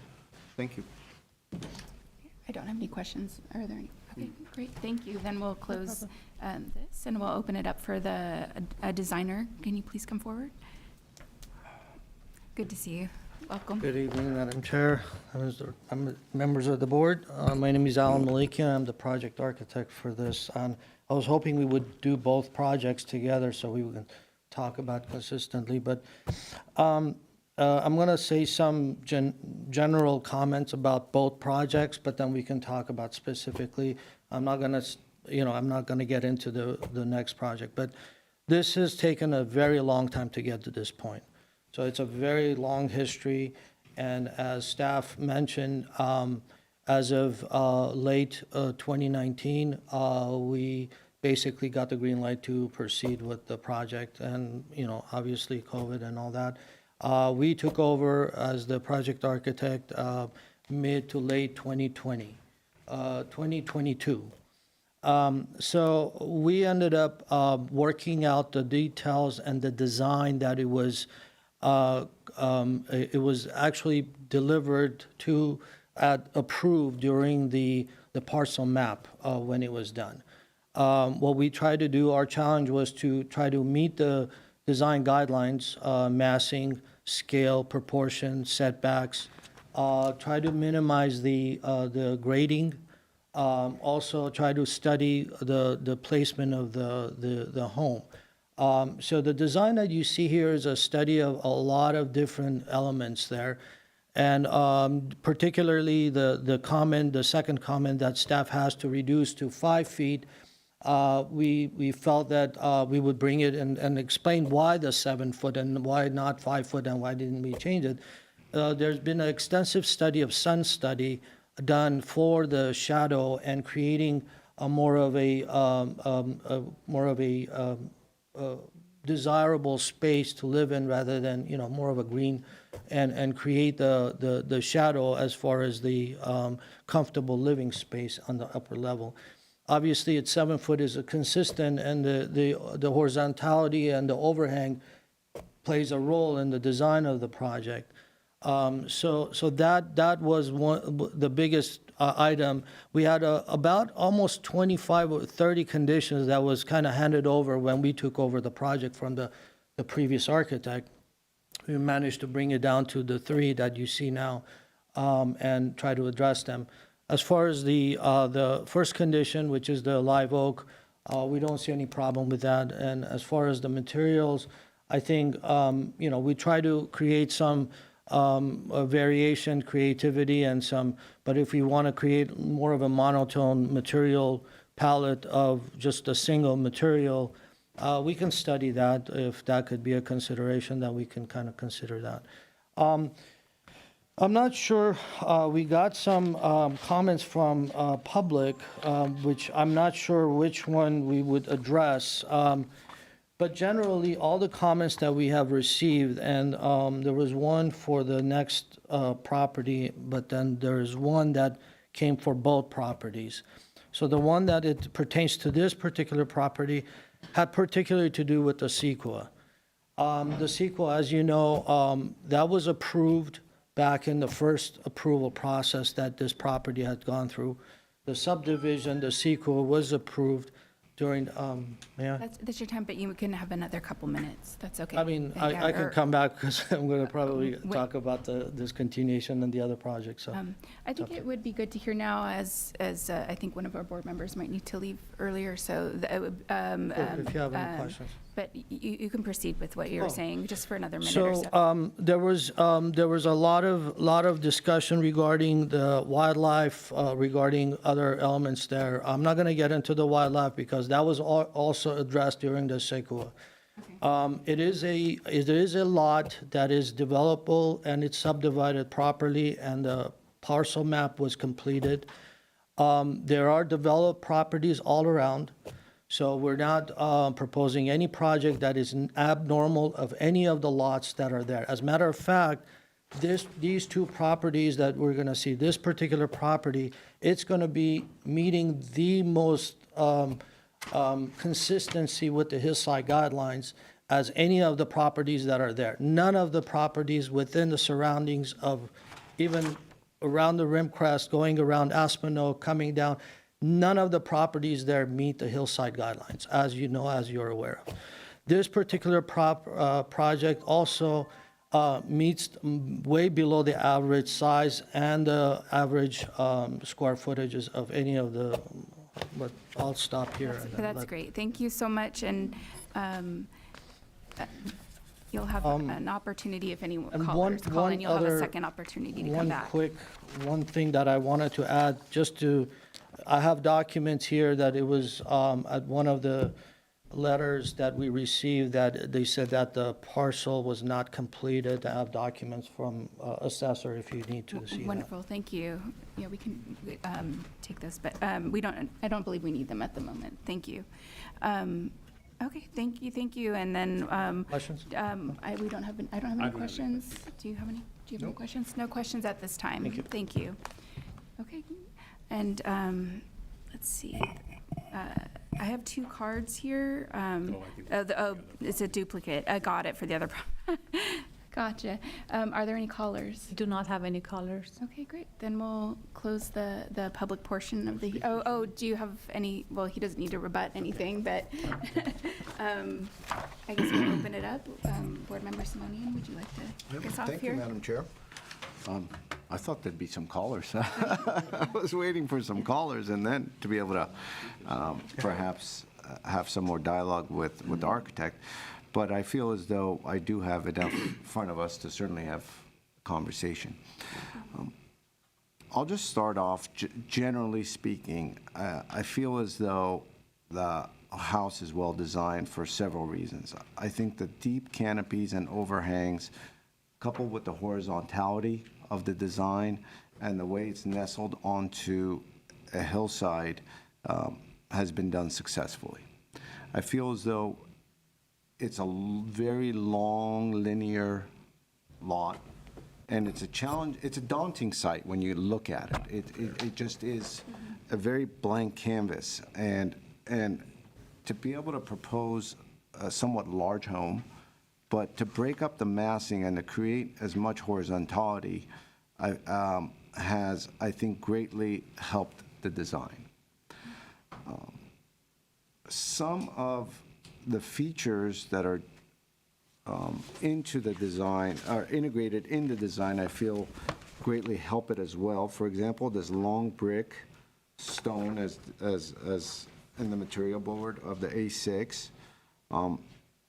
The walls and the way they kind of cantilever out and project out in some of the renderings, specifically by the pool, et cetera, coupled with the deep overhangs and the stained wood, coupled with the anodized aluminum windows that are floor to ceiling and go all the way up to the top of meet the stained wood, create an overall architectural language that is cohesive, comprehensive, playful, minimizes mass and bulk as much as possible.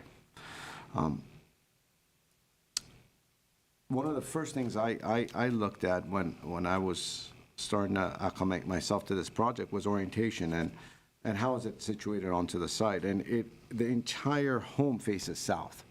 And I've lived in a home where the entire facade faces south, one that I designed myself, and I did have very deep, I think I was close to like 8-foot roofs that were cantilevering in the family room, whereas in the, area that we'd have kitchen, I had reduced it to 3 feet, so it was tapering, knowing that I wanted more sun in the morning, but much less sun in the afternoon. And I would still have to bring my shades down, even with a deep cantilever. And so I feel as though the deep cantilevers, not are they practical, but also they rarely are done because of how expensive they are. To frame those and to make it, to frame them out of steel and to be able to build that structure takes a tremendous amount of energy and resources. But at the end of the day, it does add to the architectural language and the design, and I think that's successful. So I wouldn't propose reducing those at all because I think they actually help. I feel as though all the interior walls and all the exposed facades, and my comment here is in line with staff's comments of kind of reducing the maybe number of materials.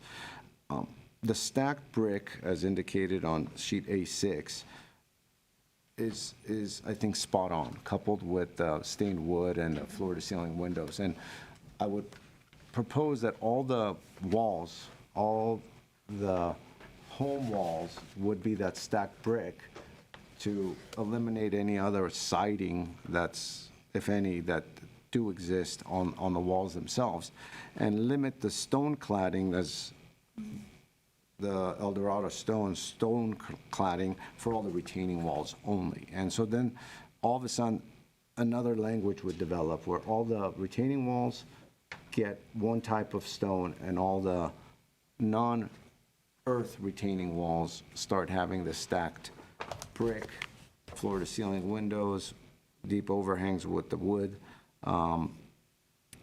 eaves, I think would just perhaps add a little more of a base to it. As far as the way the roof stepped back, I think looking at sheet A6, that point 1, you could see from the west, the roofs actually do stack up.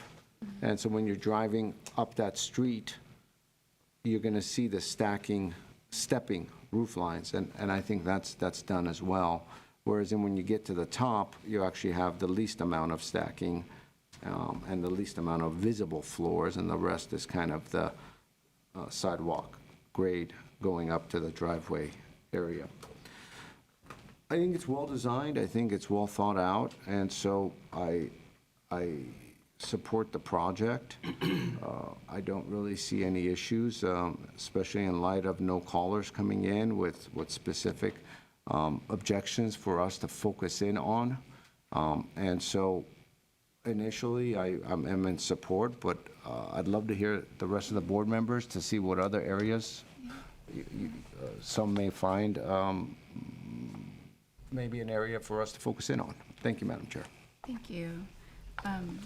Maybe I'll just jump in. I would just say that I agree. I think this is a difficult site, and I really admire what you've been able to do here. And I think it appears very light, even though it's not. It's a big mass, but it has a lightness to it. And I do think the deep overhangs are valuable in terms of passive cooling for a home. And so I do appreciate the need for them. And I do think it actually, even though this seems against what it would do, but it does add to the lightness for this particular design. Yeah, I think overall I'm in support of the project. My one concern, or something I'd like to dive into, and as we visit the next one, is the two of them together. How they are nicely spaced apart, but that's something we'll discuss when we get to the next one. But for this project, I am in support of it. Thank you. Okay, I'm going to agree and disagree a little bit. Okay. I do think that the design is well executed. I think this is a challenging site. I think that you've done, the best that can be done. I mean, let's face it, with a long, narrow, very steep slope, there's kind of limitations to what you can do. And so by necessity, the design is quite long. And that length is, reinforced by the horizontality. So. Right. That's why I think that I'm going to push back a little bit on the material choices, because I think it needs something to break it up. In my mind, I'd rather see something, more strong as a central element that would create a distinction between two sides, preferably even just like an interior courtyard with a tree or something like that, that would create two masses as opposed to one long. But I mean, it's quibbling. I do actually like the design from a pure design perspective. I think it's very nice. I concur the setback of the roof cantilever on the third floor. I don't think it's necessary. I particularly appreciate how you did the driveway using the slope of the street to create a much more flat driveway, which is more hidden away and creates, a more obscured driveway as opposed to a big blank driveway, a garage door facing the street. So I do appreciate that. So, I mean, generally speaking, I think that I'm in favor of the project. Not much, I think, that can be done at this stage with trying to break up that massing and that length of it, because it is quite long compared to the rest of the houses on the street. But the applicant makes a point. None of those houses were done in keeping with the guidelines.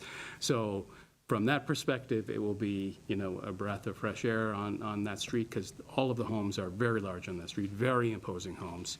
This is, modest by comparison, even though it's a very large home, it's modest by comparison with the rest of the street. So, so I guess my only real pushback would be just to talk about the materials choices, because I do think that there's some, rationale in having a broken up mass. I think limiting the stone to the retaining walls and brick onto the house is fine, but I think that we need to have something else. And I think staff was trying to get to a little less brick and a little bit more wood, which I think I was tending to agree with. But, I mean, I'm open to having some further discussion about it. So those are my thoughts. Thank you, Madam Chair. Yeah, I do think that this home was put together really nice. It's going to be, I actually drove around the area just to check it out, and I think it's going to, fit really well. So good job with the work over here. I really like it, but I concur with my fellow board members. Overall, I'm in support of this project. Thank you. Well, then, I guess it sounds like the one thing we need to hone down in is the material guidance that we want to give.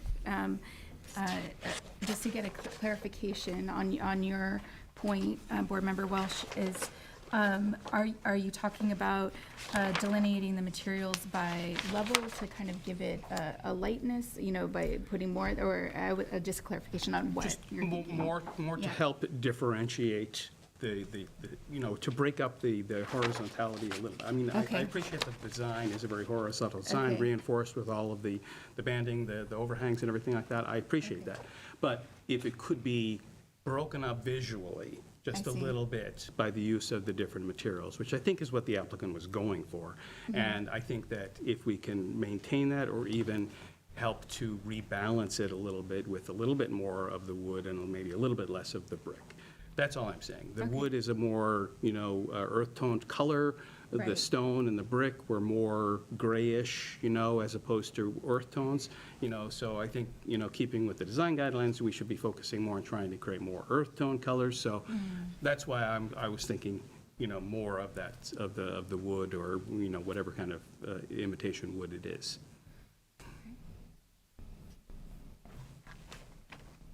Do you have any? Yeah, I could argue both sides. Yeah, me too. I feel yeah. as though it's very much of a preference thing. I do agree if you have multiple materials, the facade will get broken up more. It won't be as monotonous. Well, I don't know if monotonous is the right word. It won't be as, well, it'll get broken up more. Right.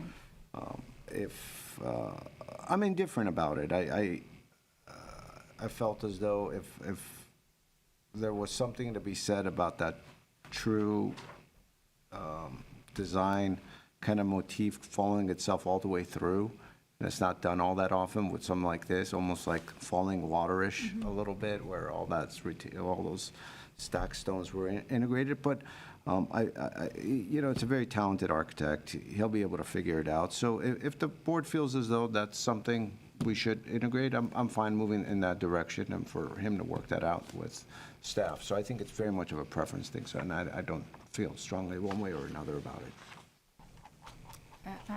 I agree. I don't feel strongly, I think, about it. I think that he could find a nice balance if even with adding more wood. There's a lot of nice wood on the underside of the eaves. I just wanted to call attention to that too, which is, but I know that increases the horizontal look, which is not what you're aiming to achieve with adding that. But yeah, and the views from down below, you're going to see a lot of that wood, so that's a consideration. And just finding a balance. But yeah, I agree. I'm not set against changing the materials.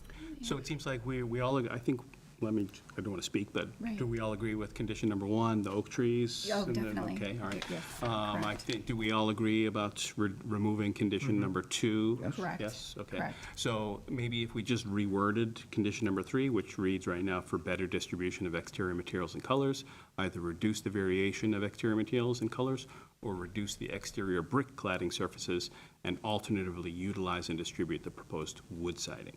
So here it's basically saying either, Right. the condition is saying either what Bernard Marismoni is saying or what Right. I was saying. Okay, right. And so I think what we need to say is, don't make it a choice. Right. Work with staff to restudy The the material. materials to perhaps improve the design. That's good, and So- that leaves it more to their discretion. Yeah. And when, okay. So do Yeah. we have I'm in consensus on agreement. that? Yep. Sure. Okay.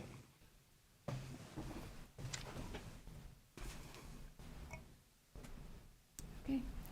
Would you mind reading back our Okay, conditions? yes, sure. The condition number 1 will stay, condition number 2 will be removed. The overhang will stay the way that it's designed. For condition number 3, we will reward it to say that redesign the exterior cladding system or material by reducing the exterior stone cladding and utilizing more of wood siding type. Well, actually, I think what we're saying is for the applicant to work with staff to restudy the use of materials to create a more holistic design that's potentially, or that can reduce the apparent massing or the visual massing. Okay. So we don't want to mention any specific type We're less of... We don't- prescriptive. Yeah, we don't want to be prescriptive. Perfect, I got it. I will rewrite it the same way for the condition, Thank and that you. will be all. Okay. Do we have a motion? Also move. Second it. Perfect. Board Member Kaskanian, Yes. Board Member Welch, Yes. Board Member Simonian, Yes. and Madam Chair LaCurve. Yes. Thank you, motion passes.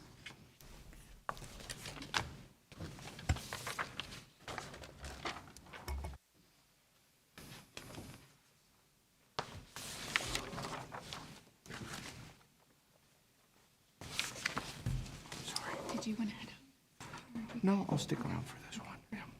It starts at 7:30, so I don't know if I get there 7:45. If I leave here 7:45, I get there a day. Okay. Great. We'll continue then. Sure. Thank you. Let me bring up the other one.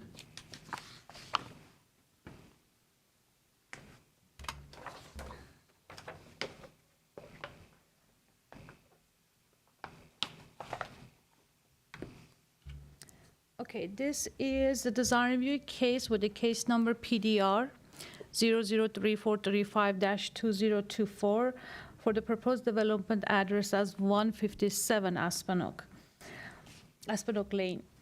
The project is proposing to construct a new 4,541 square foot, 3-story single-family residence with an attached 3-car garage on a 29,022 square foot vacant hillside lot with an average current slope of approximately 75%. The site, similar to the adjacent properties located in the R1R zone floor area ratio District 3. Similar to the adjacent property, the lot has an upsloping topography, and it is located on the north side of Aspen Oak Lane. There are no protected trees on this side or within 20 feet of the site. The project will involve approximately 2,100 cubic yards of grading. 1,700 cubic yards will be cut, and approximately 400 cubic yards will be the fill. For the project site planning, the proposed house follows the site topography, which is sloped sharply upward from the street frontage. The design is integrated into the upslope terrain, with the upper story stepping back from the street frontage. The project includes a side pool deck and also an open patio at the side and rear. They are also following the existing topography of the site. The design and location of the attached garage and driveway, which driveway will have the decorative pavers, are compatible with the overall design. And similar to the other project, we will have drought-tolerant landscaping for this project, and Urban Forestry Division requires that 8 coast live oak tree to be planted for this project within the public right-of-way as street trees, and there's a condition of approval to address that requirement.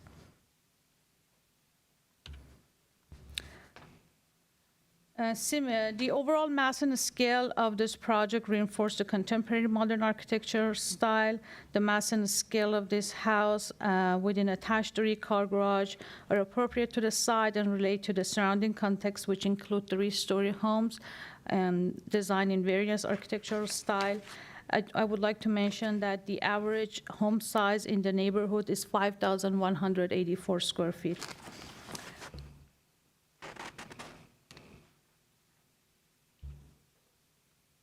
Staff is recommending a condition for this design to reduce the size of the ground level deck, which is approximately 390 square feet, and also to reduce the size of the pool deck at the upper floor to minimize the visual impact of a larger building.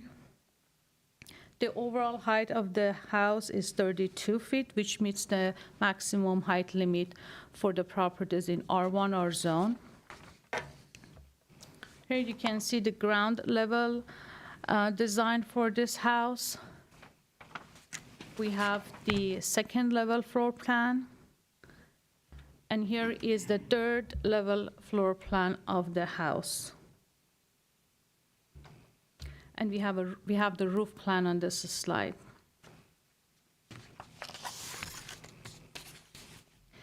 The architectural details and colors of this design reinforce the proposed contemporary modern architectural style, and similar to the other project include almost the same material. For better distribution of exterior materials, staff has the same condition to either reduce the variation of exterior materials and colors or to reduce the exterior brick cladding areas and alternatively utilize and distribute the proposed wood siding. We have also the front entry steps on grade appropriately designed for this project following the site topography. The proposed fenestration complements the design concept and include casement and fixed windows with black color aluminum clad material. And similar to the other project, we have internal gutter system for the roof drainage, new air conditioning unit and trash storage bin area are appropriately located out of public views. And the light fixture, the design and location of them appear to be appropriate to the overall design. Again, for this house, we don't see privacy conflict with the surrounding neighbors across the street. Also with the adjacent proposed house located at 137 Aspenoak. There are no direct views from windows of public rooms and outdoor spaces to neighboring homes. There are significant distances to the existing neighboring homes and to their outdoor spaces. There are landscape buffers, and also the building's orientation help block views from subject development to other homes.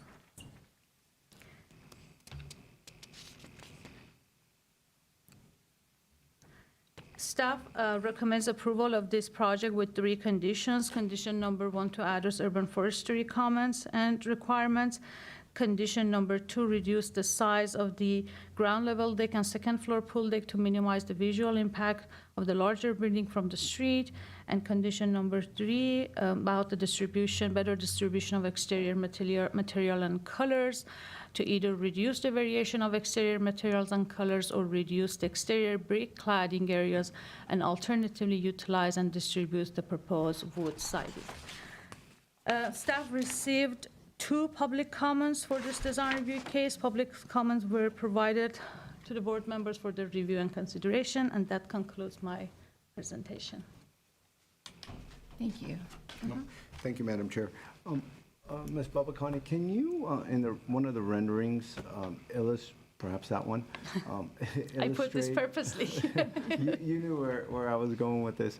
The 2 portions of the decks, the lower level and the middle level that staff is proposing trimming back, can you identify the troubling areas?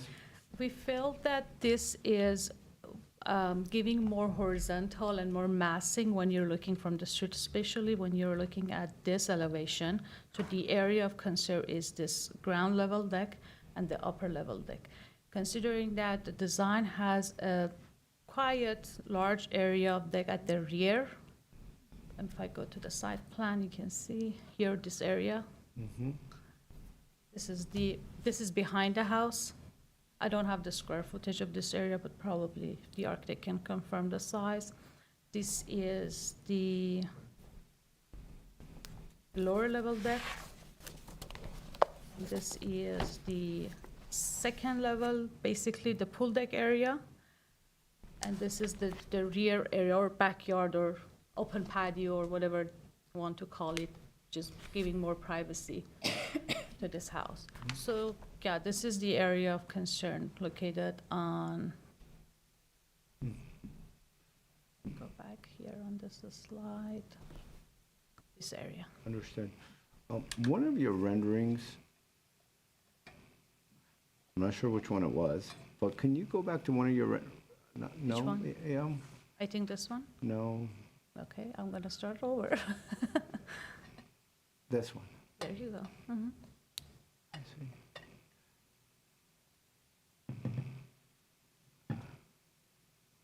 Okay. Can you leave it there just for a moment? Yeah. I have no other questions for staff. Thank you. I do have one question regarding the urban forestry's review of the trees. Will they specify where those trees go, or I was just curious. Or if So basically, during the plan check and permit process, they will review the updated landscape plan, and if there's any adjustment needed to be made for the location, they will suggest the location to be adjusted. There will be a 4-foot wide sidewalk provided along the street, and the trees will be planted in the parkway. In the parkway, got it, okay. And the trees that are being removed on the site are not protected? No, actually, they were planted by someone else. Okay. Without permit, and yes, so they have to be removed. Oh, okay, thank you. No problem. Do we have other questions from the board? Okay. Well, maybe this is a question for the applicant, but do we have any renderings by any chance of the 2 buildings in conjunction? I don't know if you ever provided. That would be interesting to see. I think the best one, Mr. Malikian, that I found is this one at the top. You can see the house. Great. And I can go back to whatever we have is on the drawings. Okay. We'll I go can ask over the applicant. PDF file to see if there's anything else that There's, shows better. in the handout, I think you have one, but it's not fully rendered. Oh, I'm And sorry. and if you could state your name again. Yes, we yes, know you, absolutely, but- sorry. Thank you. Alan Malikian, the project architect. I forgot to mention my office. I'm located at 2255 Honolulu Avenue, Montrose, California, last time. So I believe in your handout, there's a couple of massing models that you can see proportionally. One of the things that I wanted Are to, they, Mr. Malikian? I'm sorry? Where are they in the package? The last page on your, should be on your handout, is it? Is it included, or? We have until A6.1. I can give this. Perfect, thank you.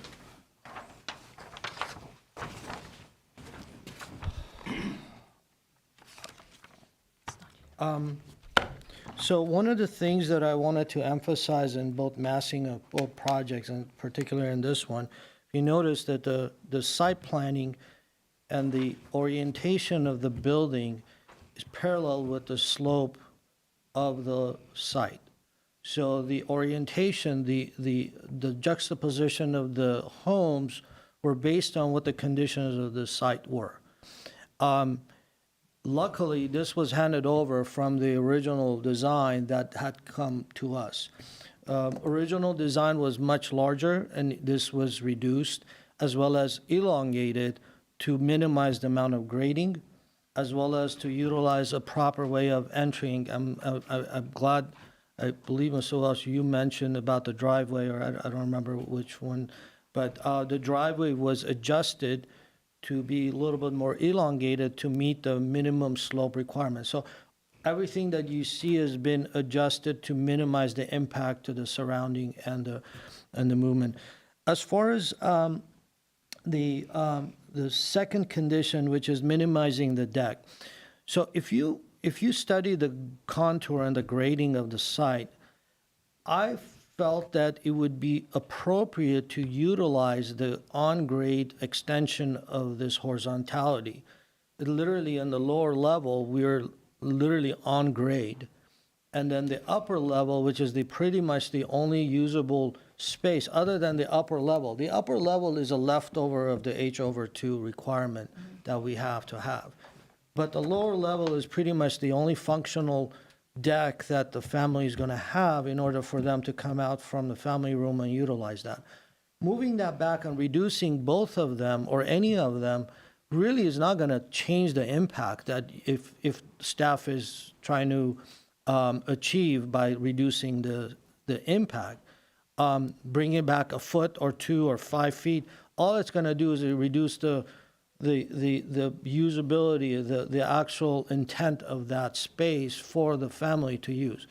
But at the same time, I think what it's doing is that it's giving that horizontal effect that I've been trying to achieve.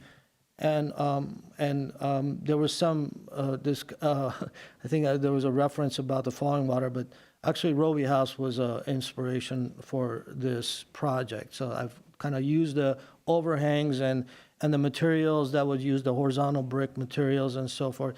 So a lot of that influenced a lot of these kind of studying and trying to find a right approach to be able to address this. As far as the last condition, which is material, again, I wasn't clear on the last condition. I'm hoping that we would clear up on this one because I was a little bit confused.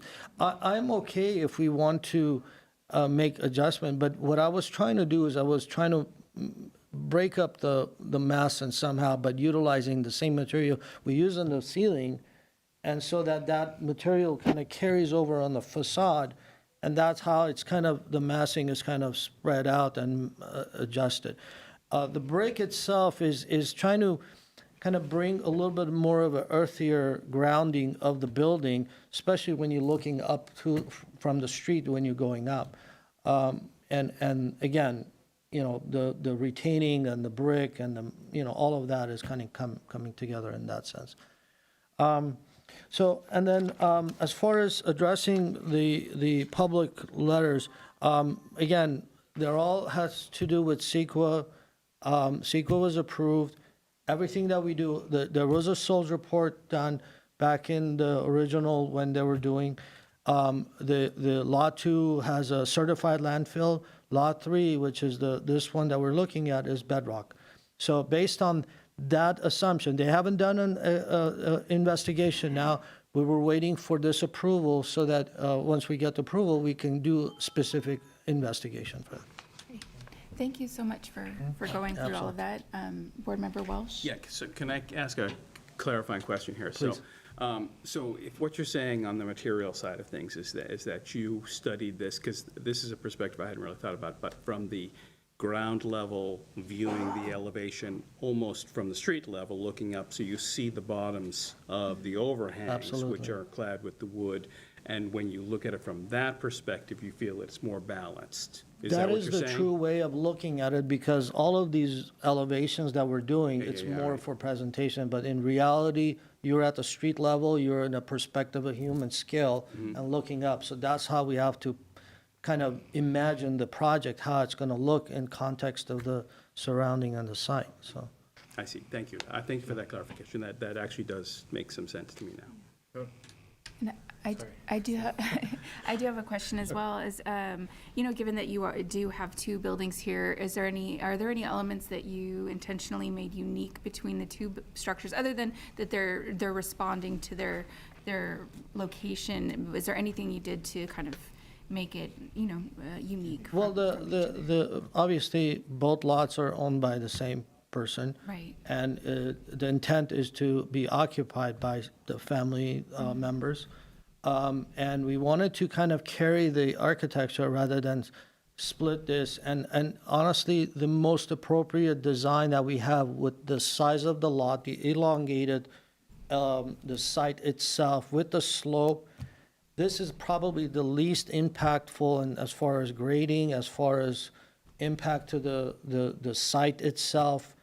And I felt that the architecture kind of governs itself, even though there are similarities. You want to see some variations, but I think in this case, it helps itself to kind of bring the architecture in my opinion. Okay, great, thank you. Do we have any other questions? Yes, thank you, Madam Chair. Board Member Simonian?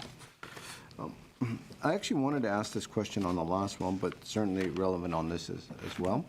With the aluminum windows and doors, have you done a Title 24 on this? You feel as though you could pass So all they're this going aluminum? to actually, Colby window system has a thermal break system. Either Colby or Arcadia system we will use. There will be a thermal break, and the glazing would be a PPG, probably a tinted with a high U value. But the aluminum itself, we will use the thermal break system. So we haven't done the Title 24, no. Okay. Something interesting to look into. Following up with our conversation about breaking up with some sort of a courtyard or a feature, the proposed design has the upper roof canopy broken up in the middle. It has. What was some thought process in that? So on that one, it's just an architectural element that we wanted to do. It was much longer. This is much longer than the previous one. So essentially, the continuation of that wall, and there's a solid wall in front of that. So right now, the overhang, the continuation of the overhang and everywhere else, it was trying to cover and provide shading.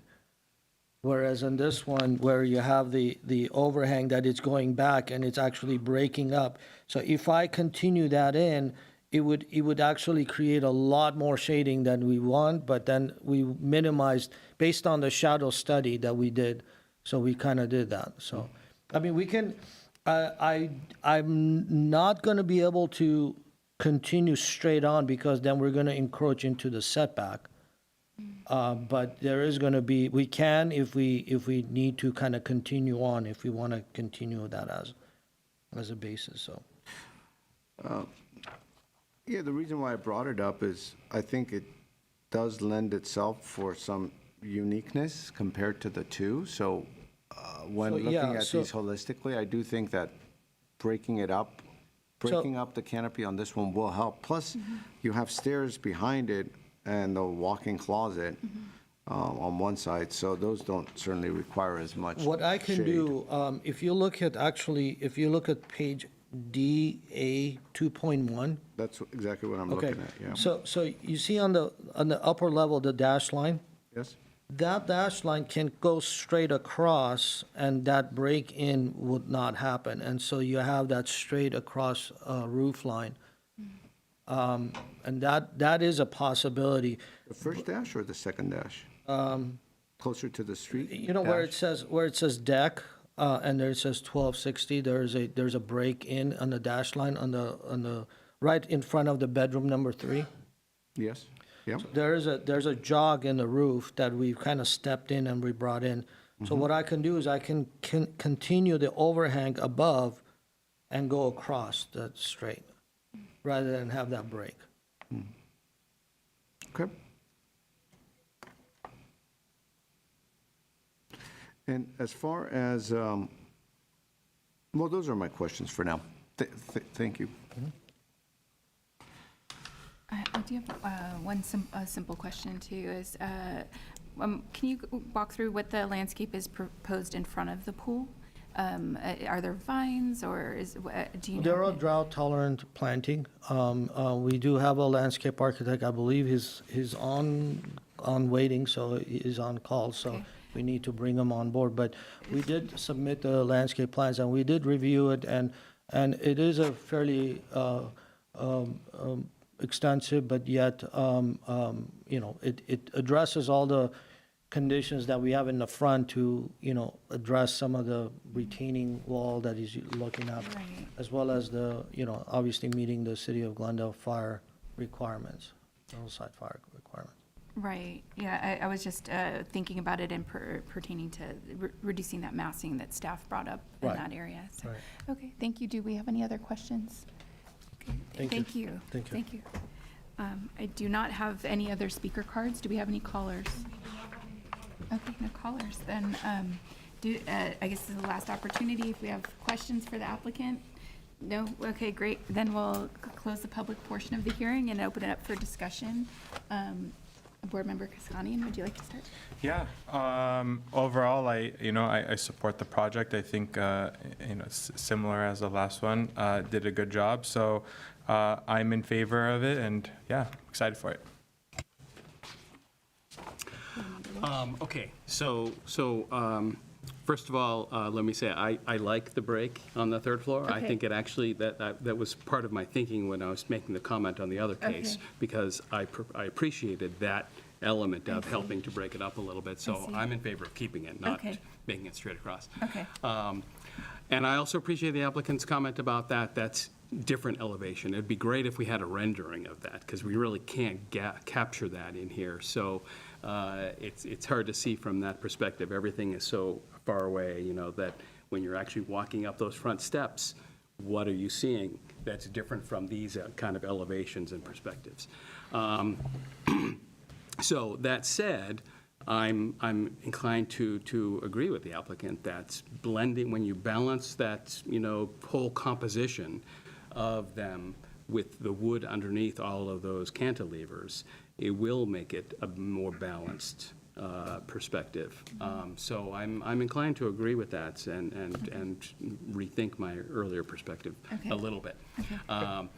In terms of shifting, the condition to shrink down the pool deck and the other deck, I mean, we could shrink it a little bit, but, I don't think that it is going to be a significant change. We can ask them to tweak it a little bit, but I don't think it needs to be a massive reduction.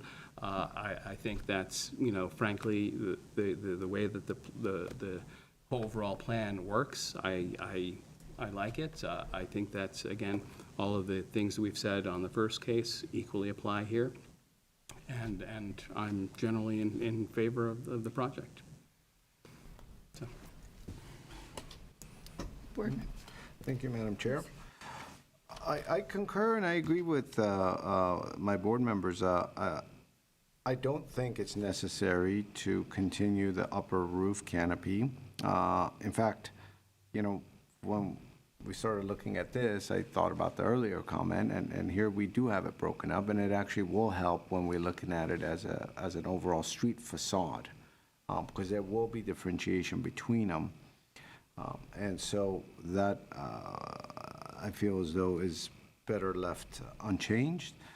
As far as the fifth facade is really concerned, I mean, I agree as well. The wood siding under the eaves, it's almost like a house with a very steep roof pitch. You know, that becomes an extra elevation as depicted from the street. And so this is very similar to that as well. I also don't think there'll be a meaningful difference in mass and bulk if the decks are trimmed back.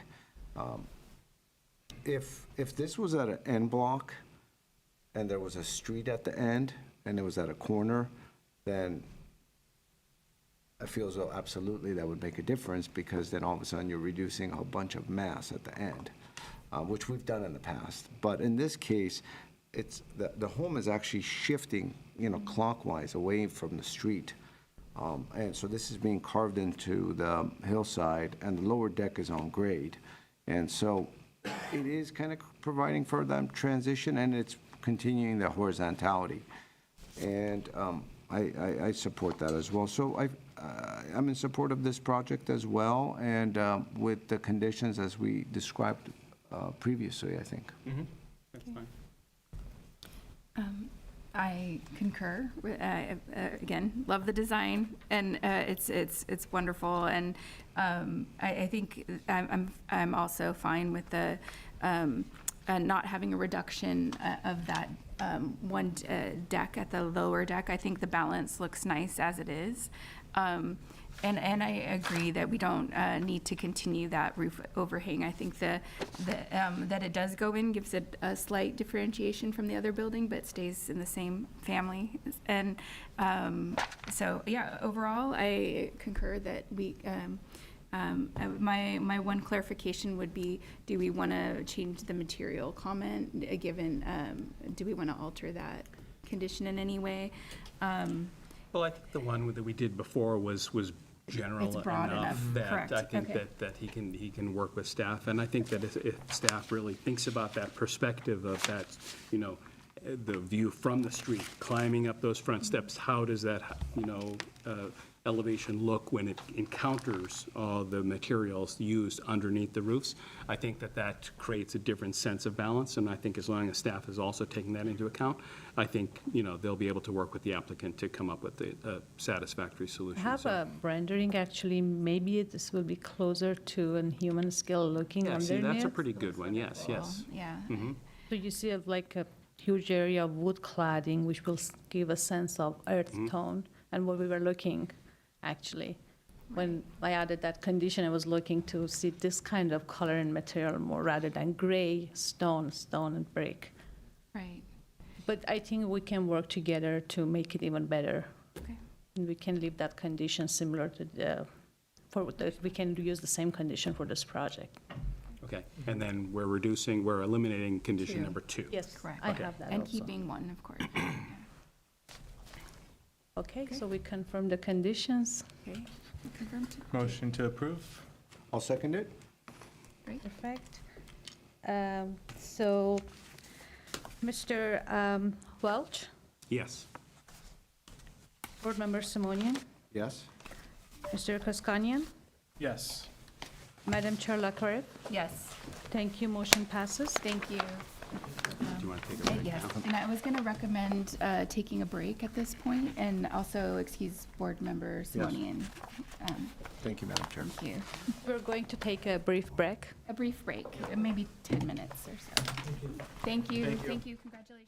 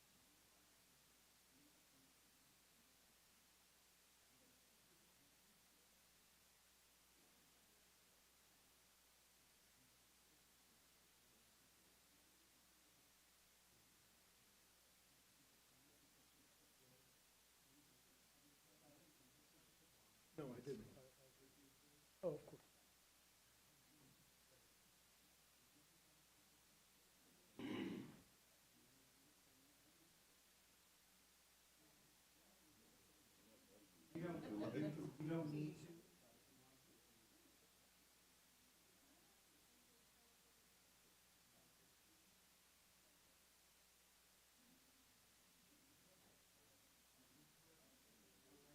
to. Correct. Yes.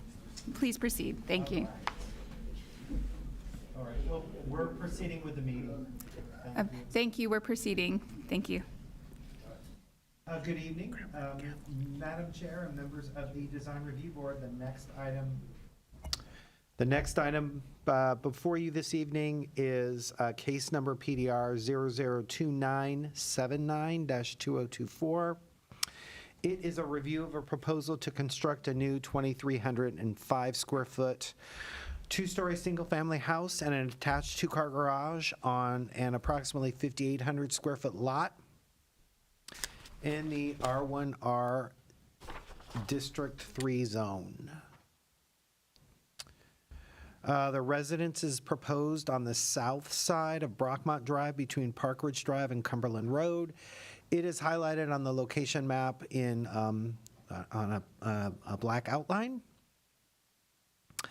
The subject property is currently vacant. There was a house previously located on the site, and which was damaged by fire, subsequently demolished. The foundation of this house and a swimming pool and a series of retaining walls are currently on the site. Variances were approved recently to allow the construction of the proposed residence on a lot that is less than the minimum lot size to develop a single-family house, with less than the minimum driveway length and then less than the minimum street front and interior setbacks. Staff is recommending approval of the project with some conditions. The aerial view of the site is, there's a red dot that you can see. That's the site, and actually that red dot is sort of right on the existing drained pool. You may be able to see some of the like existing retaining walls that are there from the previous development. And then let me go over the rest of the presentation real quick, and then I will finish my spiel. This is a street view of the project, sort of looking south. The site plan, the street is on the top, labeled Brockmont Drive. The house is outlined or the brown design, or the brown outline. The pool is blue, and then the green is landscaping. The front elevation of the property, the rear elevation, one of the side elevations, and the other side elevation. Here is a rendering of the property, sort of looking north from above. The street is in back of the house. You can see the pool. Another rendering of the front of the residence. Backyard. This is the upper level floor plan where you can see the garage on the left-hand side of the slide. The entrance is sort of midway through the facade in this area. The lower elevation contains the 3 bedrooms and 2 bathrooms. Flat roof plan, landscaping, and some sections. Materials. And then let me circle back to the site plan. So the site planning for the project is generally acceptable.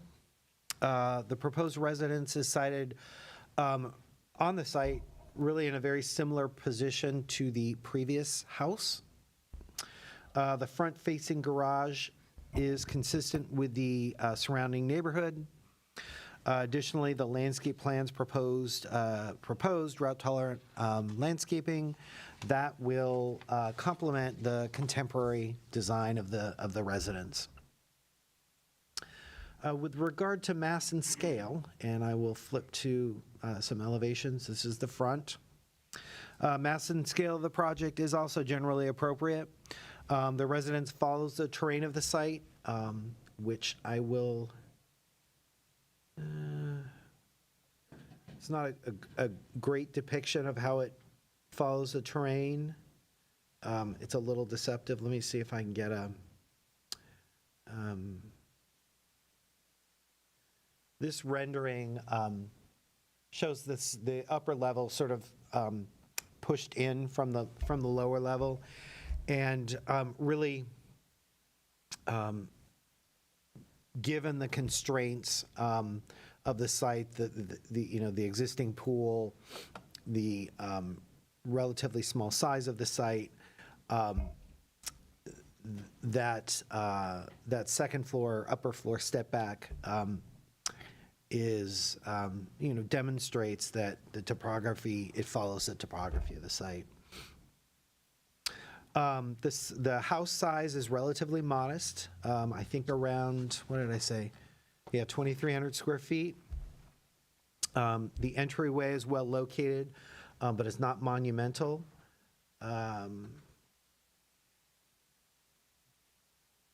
You can sort of see it here, and it's highlighted by a little roof differentiation.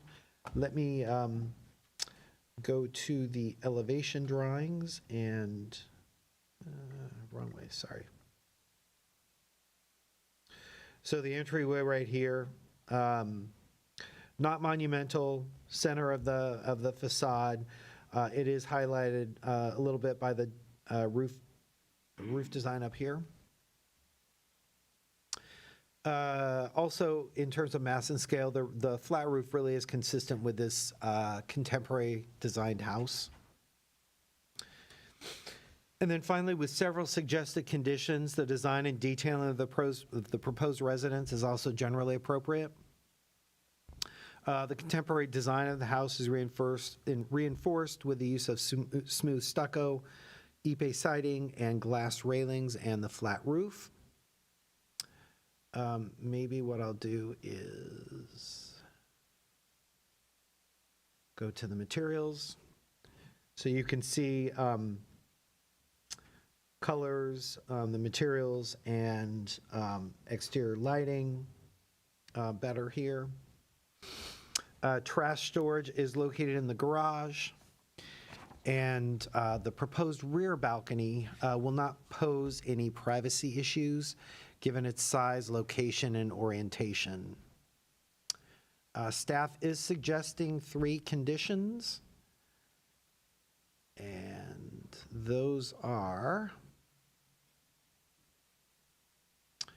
that the Ipe siding shall be thoughtfully integrated more fully into the facade of the residence, particularly at the street-facing facade. I think it's only just in a small portion of that front facade, and staff is suggesting that it be included more fully in that facade. The second condition is fiberglass windows or quality equivalent material be installed in the residence with staff review and approval. I think the windows were proposed to be wood-clad vinyl. The third condition was decorative paving shall be provided at the driveway with staff review and approval of the design. That's really a code requirement. And then finally, as a consideration, install decorative paving at the front walk leading from the street to the front door.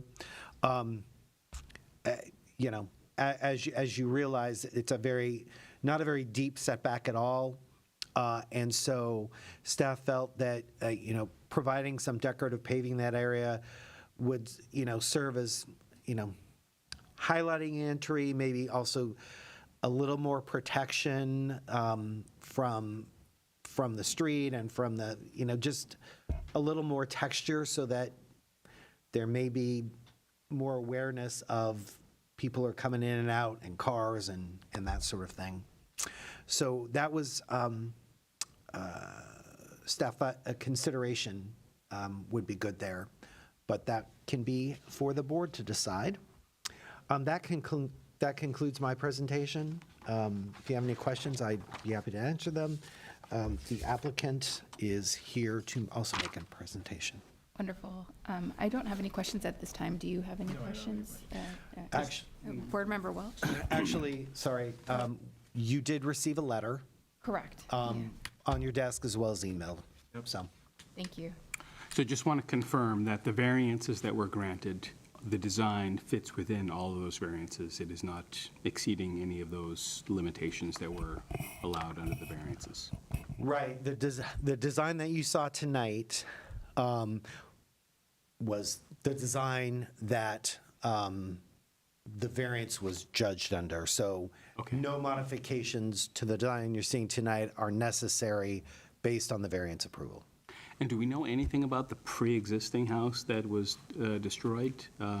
Any photographic images or anything like that that would tell us that this is essentially the same footprint? I don't recall seeing any. I mean, the house was destroyed 14 years ago, 15 years ago? Yeah. So it's been kind of in this state of repair for a number of years. Several years ago, I think the board saw a design for the site, and the applicant never implemented it. My suspicion is the design of the house was similar to this house in that the upper floor was level with the street, and the lower floor, just based on the topography of the site, not necessarily a standard two-story house. The house is two-story, but the second floor is below the street. I know there's some neighbors here. They may be able to give you a better idea of what the house looked like before. Okay, thank you. Okay, great. And now if the applicant, this card, can you please come forward and state your name? Hello. Good evening. Good evening. My name is George Avatizian. I'm the designer on the project.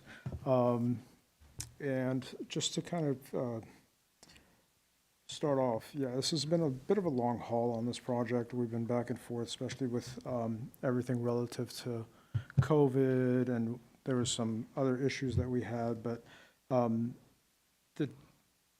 I don't know if you guys actually had a chance to be able to see the site in person. When you look at the site and you look at the actual foundation that's still existing, that's going to have to be removed, you kind of start to understand we're pretty much copying exactly what was there before. With some changes, of course, of the interior layout of spaces and things like that. It's pretty much just directly straightforward with what was there previously, mass-wise, anyway.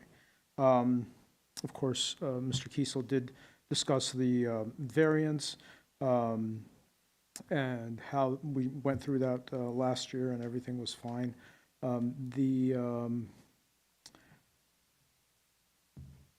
There was, just to kind of bring up what happened with the previous design, and I think it's in your packets with where the elevations that are on this bottom of the page, that was the previous design that was proposed. So in the act of going through the variance, we discussed it, of course, with the planning department, with Mr. Kiesel, and also the neighbors, and we actually reduced the height to their likings. We reduced the massing of it as well.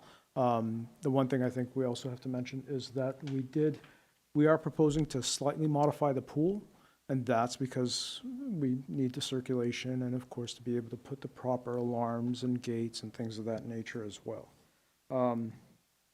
It is a simple contemporary design overall, and as far as the conditions are concerned, we don't see any issues with the conditions, and we hope that we receive your approval today. I'm here for questions if you guys have any. Thank you. Do we have questions at this time? I don't have any questions at this time, but if there are public comments you need to respond to, you'll get a chance to do so. Thank you. Okay. And I will call forward, let's see, Guilherme, Guillaume, sorry about that. Welcome. Good evening. My name is Guillaume Lemoine. I live at 300 Brockmont, next door on the east side. I just want to add a little bit about the variance that was accepted or voted for 5 years ago. Then it was lapsed. And all the neighbors worked with the city at the hearing to accept this variance. And we are behind those variants. We want a project there. Okay? This variance lapsed. They came back again with the same text, and all the neighbors were there to support the applicant to have the project through. So we really for the project. However, the project has some variation and some details I personally disagree with. In addition to the variance, there were some conditions that the house matched the footprint of the old house. On the front, there's a little window which is moving forward.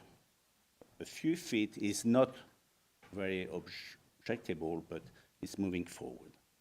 Then there was a need to remove an overhang of the deck, of the pool deck. Twice, 5 years ago and 2 years ago, we asked that to be removed. An inspector was there about a month ago to look at that, and it's still in the plan. And it is in the variance text. Also asked to have no window or fake windows on the east side, because we think it's better to have a stucco wall rather than the fake window. And there's a lot of glass in the back, and we would like to see some bird protection glass, which do not reflect vegetation that allow bird to smash in the glass. So we would like to try to do that. In addition, the staff member just mentioned about the retaining wall on the property. In the backyard, there's no retaining walls. There are road ties, and they mentioned in the plan, and they've been stuccoed over.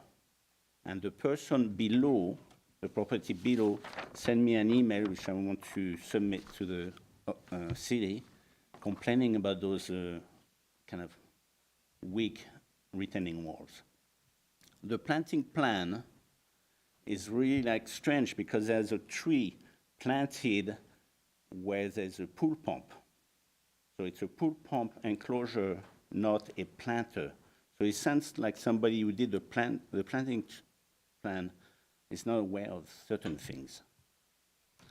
And I just want to make sure that where is the AC system? There's a CU rectangle on the west side of the deck, and I want to make sure that is the location of the AC system. But the important thing personally is the window on the east side and the removal of the overhang of the deck, which is about 2 to 3 feet wide. And it is important for two things, for my privacy, because I have a pool on the other side, and also because the fire department, originally when they came to extinguish the fire, could not go through as well. Okay, I think those are the points I have. Thank you. Could you just clarify one thing? That you're talking about the overhang. Is that this section? Yes. Right there. Okay. And you're saying that was part of the variance hearing, Conditions. and there was a condition around Yes. that? Okay. Twice. Okay. Thank you for that information. Thank you. Great. Can Marta Phillips please come?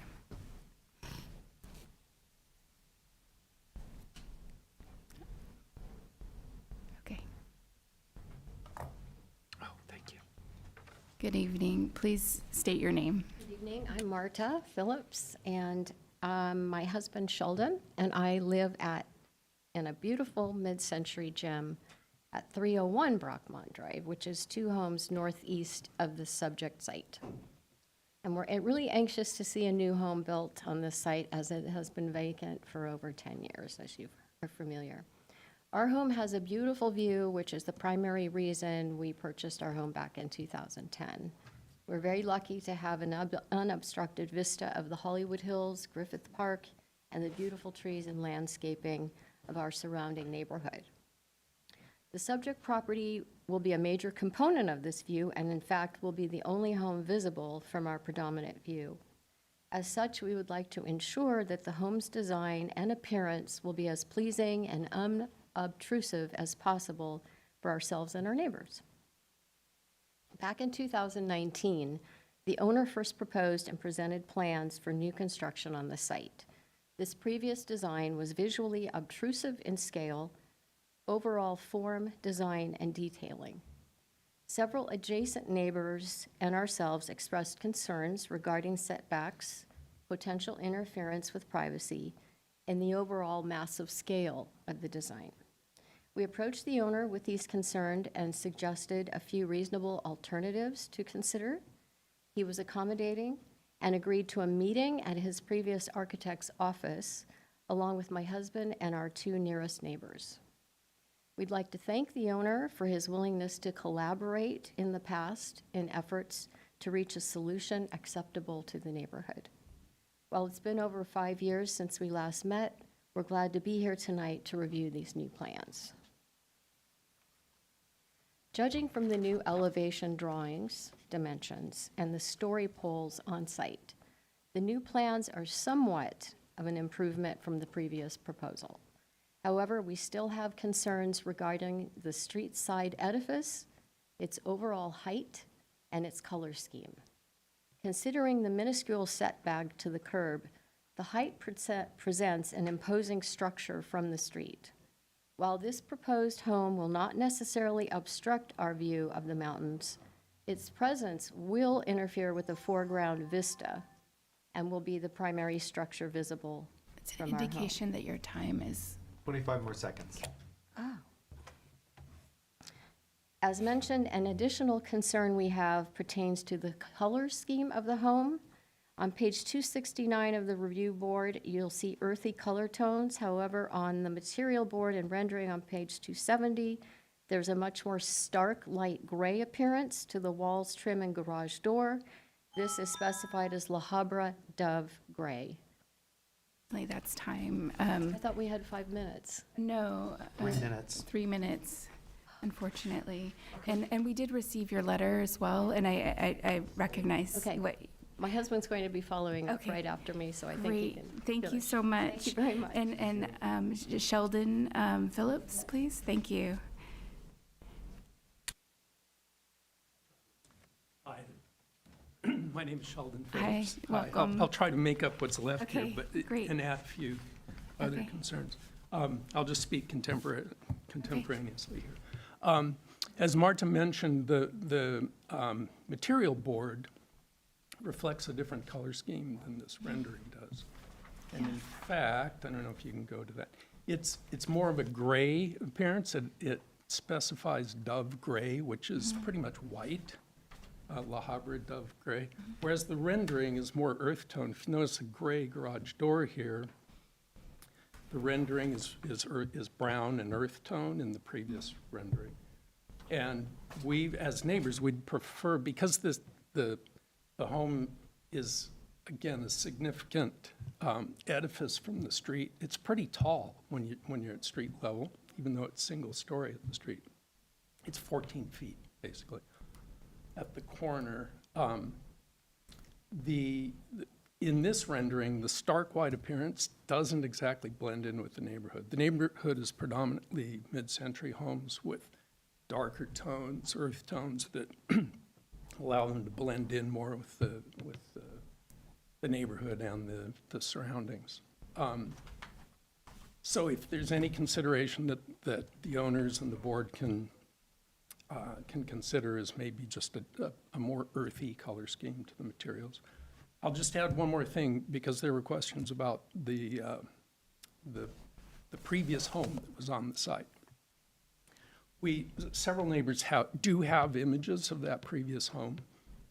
When we purchased our home, that original home was there, but it burned when we were in escrow, unfortunately. And it was a mid-century home with deeply pitched roofs, so the edifice at the street side was very low. It was like 8 foot, probably, whereas this is 14 feet. So this is much more imposing than the original home that was built. There was one more point I was going to make about that. As far as we have had some safety concerns about the garage being so close to the curb in terms of, because the way the street curves, there's quite a bit of traffic in there, and it's not exactly visible how the garage is. Oh, no, you're not done yet, but that's just my as kind warning. of your Okay, warning. thanks. Yeah. Again, I'm a little unprepared, but I just wanted to clarify that with the original home that was there. Okay. Let's see. So, yeah, I think that's pretty much it. Yeah. Thank you so much. Great, thank you. Okay. And those are all of my speaker cards. Did anyone else want to speak? And the applicant, okay, great. Then I think if there are any callers, we'll take those. Are there? We have no is there- callers. Okay. And does the applicant want to respond to any of the comments made? Thank you. So just to respond to a couple of the comments, as far as the windows on the east side, we thought that was going to help break it up a little bit rather than looking at a stark wall. And if it's a requirement through the variance process, that's fine. We can completely remove them. That's not a big deal. As far as the cantilever of the deck, that is going to get removed. That is something that's going to go through the fire department, and they're going to require it. We do, Roger, we do have updated renderings. I think I'll resend them to you if you want to redistribute them. I think we did have them, as far as to be able to reflect the earth tones and the colors and things like that. And as far as the height is concerned, that height is at one location at the street on the left side as you're looking south at the northeast corner. The rest of the building is pretty much somewhere between like 9 feet to about 12 feet, 9 to 12 feet. Yes, it does. But the overall commonality of that elevation is somewhere around 10 feet. It's that one corner that is 14 feet. The gentleman's correct. Okay. Thank you. And that 12-foot you're talking about, is that right above the entranceway there, that Correct. center section? Yes, and you can see it. It's dimensioned on the plans as well. That one corner is that height, but as far as it is kind of a wedge shape because of the street, the slope, and being able to maintain a flat roof and still have a slight variation in height because the garage floor is actually higher than the rest of the first floor, because we have to have a couple steps coming into the house. Okay, thank you.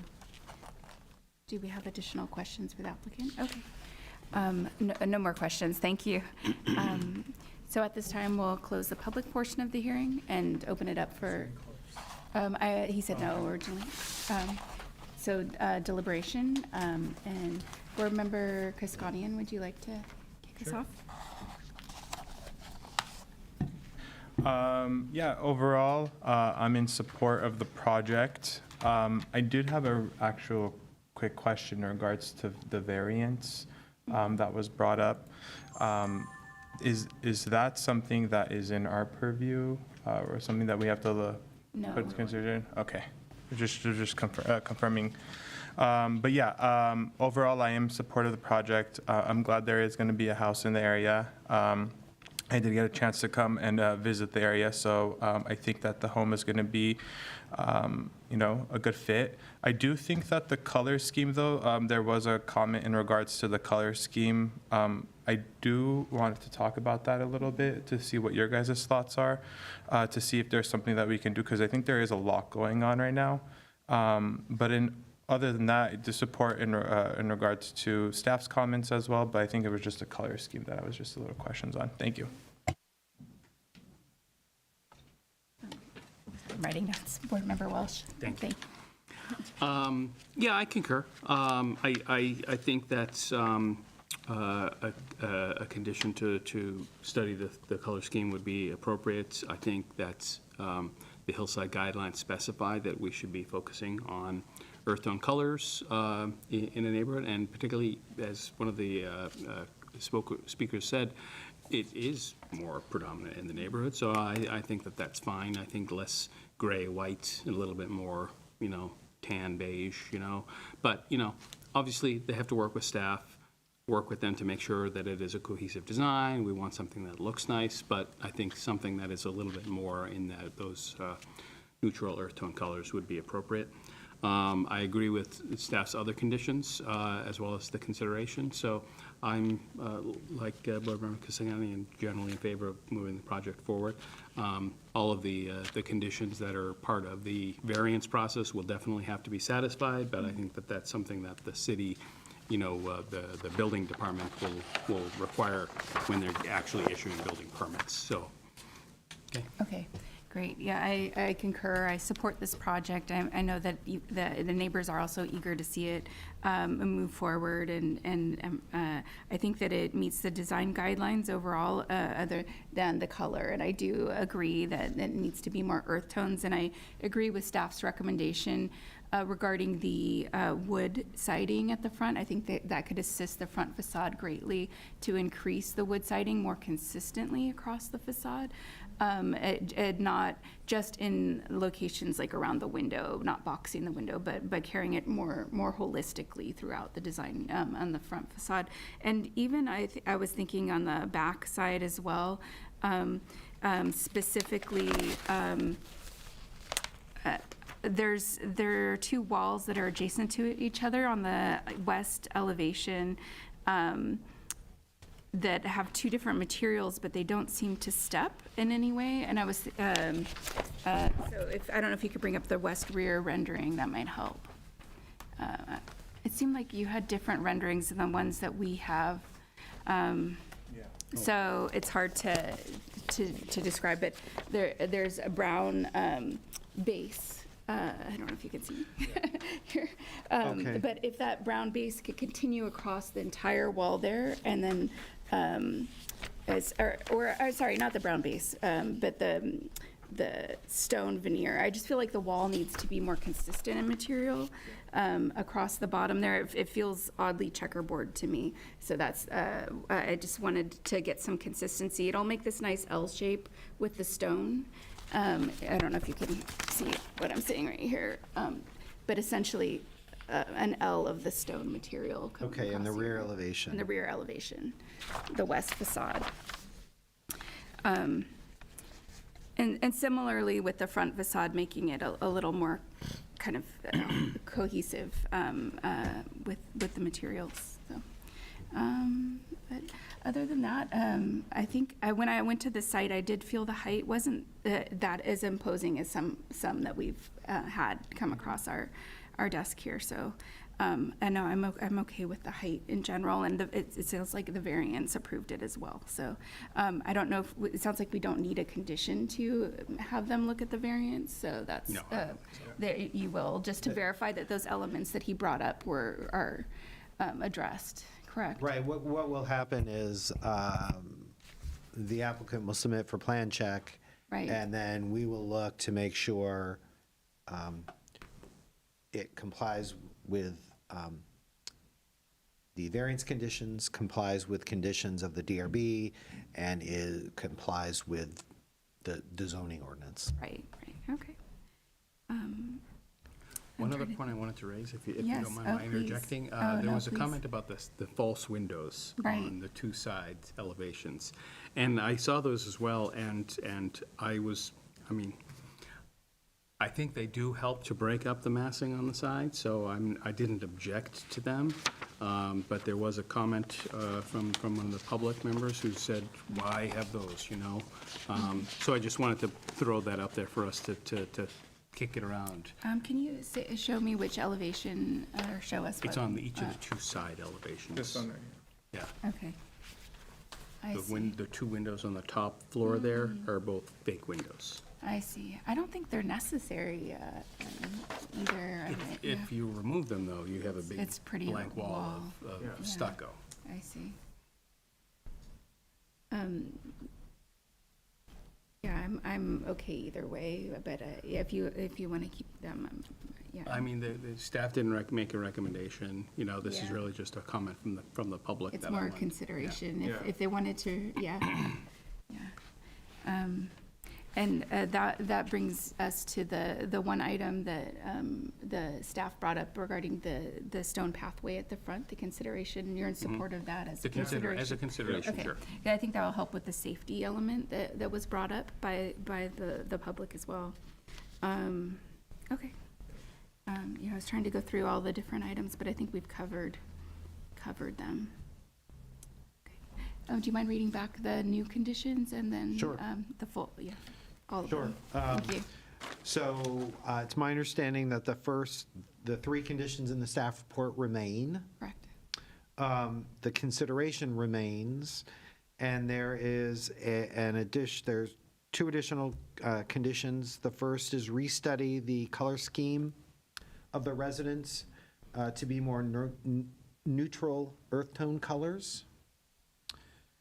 And then the second condition, which I may need some rewording help, revise the rear elevation to provide stone veneer in an L-shaped form. That's very specific, but I would say that. I say I needed some Yeah, I think the most important part of that comment is if the wall is on the same plane, that having the same material is important. Okay. Right. So in that case, it would be, I think stone would make the most sense. Okay. But.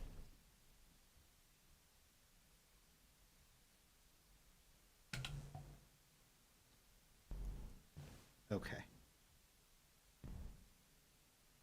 And no comment or condition, no condition or consideration regarding the false windows?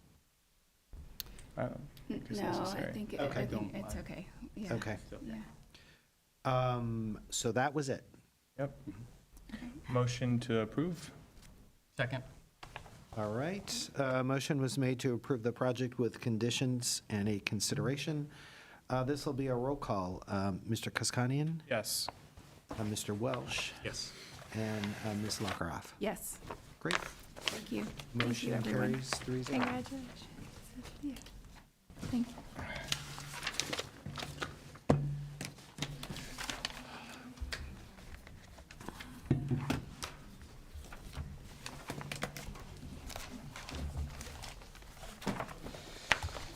right.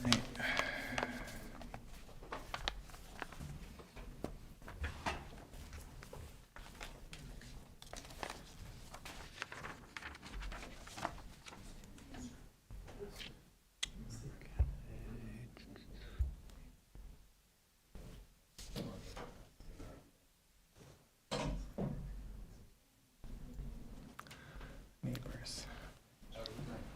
Good night. Thank you. Good night. Good. Congratulations.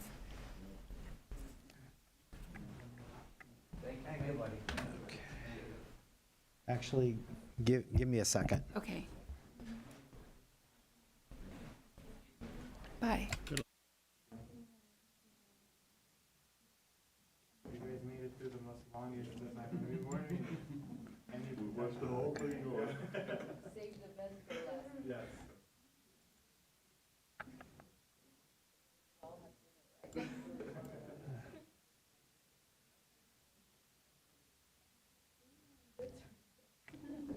Okay. All right, good evening again. The last item before you this evening is PDR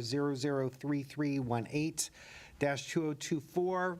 It's a review of a proposal to construct a 1,114 square foot addition to an existing just over 2,000 square foot single-family residence, 2 stories. The residence is located on the east side of Hillcrest Avenue between Roar Street and Cumberland Road. It's highlighted in yellow on the location map. It is on an 11,500 square foot lot, zoned R1R, FAR District 2. I'm going to just briefly go through the PowerPoint presentation and start my talk. This is an aerial view of the site. The particular site has that red dot on it. You can see on the existing house, and if you look closely in front of the house, between the house and the street, is the existing pool. This is a street view of the house and its current sort of how it looks from the street. You cannot see the pool from this area, but the retaining wall is something you can see. The pool is right behind it. Site plan. So the street is on the right-hand side of the slide. There is landscaping shown in green. The pool is white in the front, and then the outline of the house is the first floor is in red, the second floor is in blue. There is a garage at the sort of below the house, and above the garage is a existing sort of patio. The proposed front elevation, rear elevation, one of the side elevations, the south side, and then the north side elevation. Here's a rendering. The garage and sort of driveway area, staircase really doesn't change much. Aside from the materials. It's kind of a bird's eye view looking down from the street.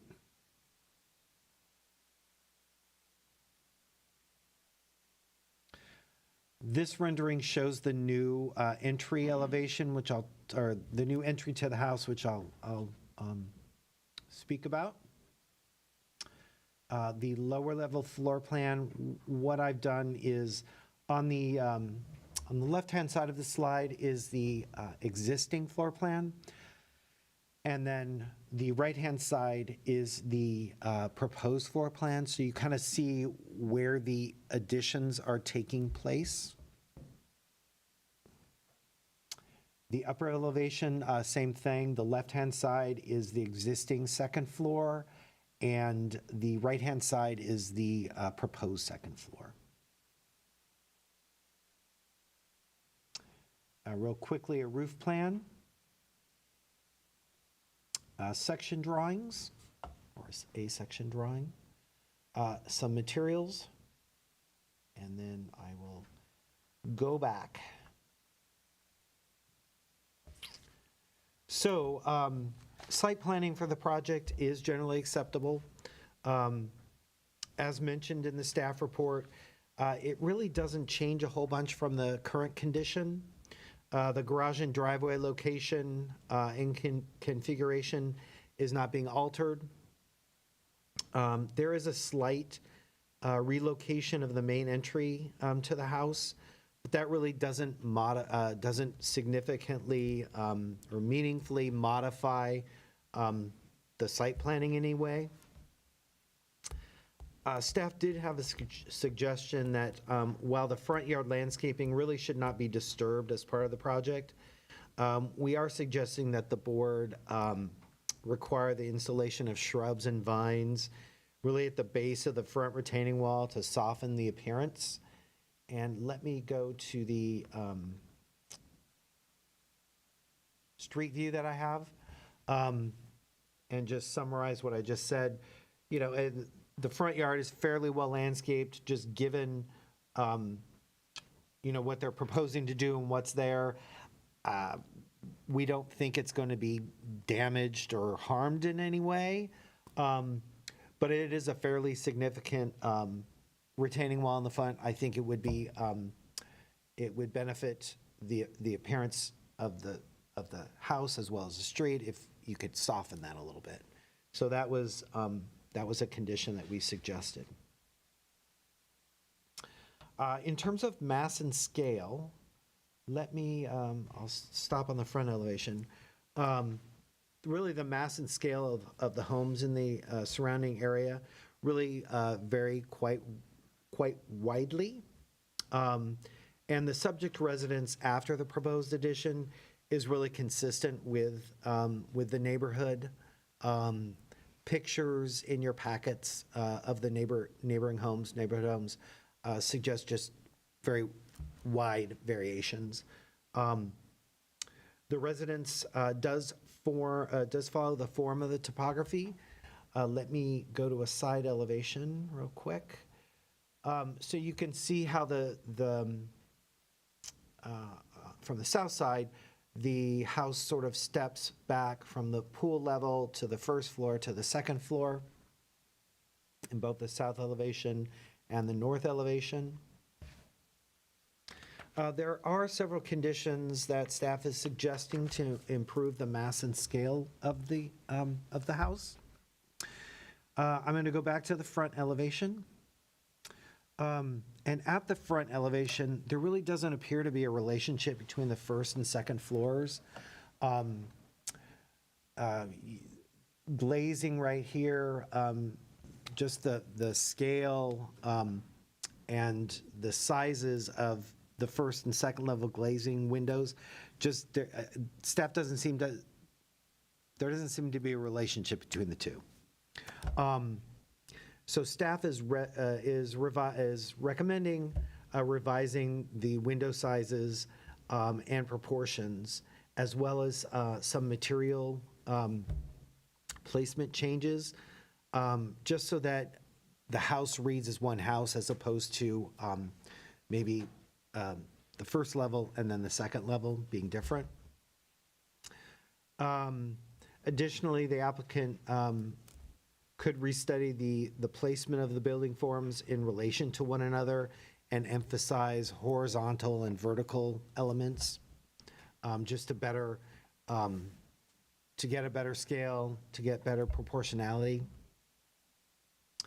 And then finally, staff is suggesting that the design of the house be revised to better highlight the main entry.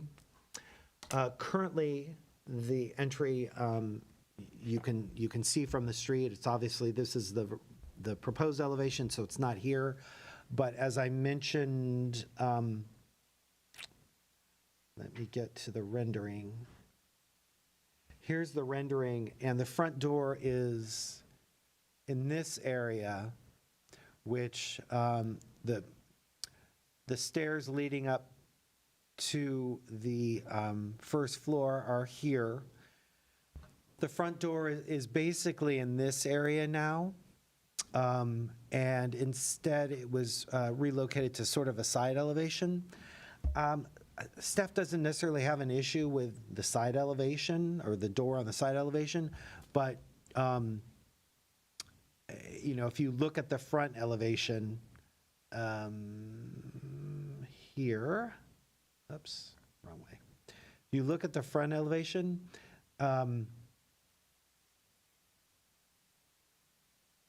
you really can't tell where the front door is. And normally we have the opposite problem. Normally we have, you know, monumental entries. In this case, it's kind of the opposite problem in that, you know, how do you enter the front of the house? So that was something staff is suggesting that you look at and make a condition of. The design and detailing of the proposed residence is also generally appropriate in that the finished material is high quality, reinforces the design aesthetic. There really are no privacy concerns related to the design. As has been mentioned previously, for better scale, for better proportion, achieving a consistent architectural concept, and sort of bring a better relationship between the first and second floors. We think some revisions to the fenestration or materials or sort of maybe a little bit of the massing may be helpful. Staff is recommending 3 conditions. Those conditions were contained in the staff report. Yes, 3 conditions in the staff report, as well as the consideration. Do you want me to go over the conditions in the consideration, or you fine? I don't believe so. Or did you want to hear it? I just have a question. Okay. Okay. That concludes what I have to say. Okay. So you can ask your question. Okay, great. Thank you. Board Member Welsh. So my question is really about this condition number 2, restudy the placement of building forms in relation to one another and emphasize horizontal and vertical elements within the design to achieve better scale and proportionality. Can you explain that a little bit better to me? I'm still not quite clear what you, and I'd appreciate specific examples if you could think about, how that might apply. Okay. If you compare the existing residence, and I'll show the existing residence, the second floor of the house is really stepped well back. So, the massing does change with the proposed project. I can't give you specific examples of, maybe some modifications in terms of emphasizing horizontal and vertical changes to the design to sort of make it more cohesive. But I think a lot of times in other projects similar to this, where you've got an existing house and they're adding significantly to the overall size, which increases the massing, increases the scale, we fairly commonly say, listen, emphasize some vertical elements or horizontal elements to break up the overall mass. That's kind of what I was getting at. I don't necessarily have a specific thing to say about, do a vertical element here to break everything up. Okay. Although I think I can, with regard to the fenestration revisions, it just seems like the first level windows are at a much different scale than the second level. that one I get. And Yeah. so I don't necessarily care which they go with, but go with one.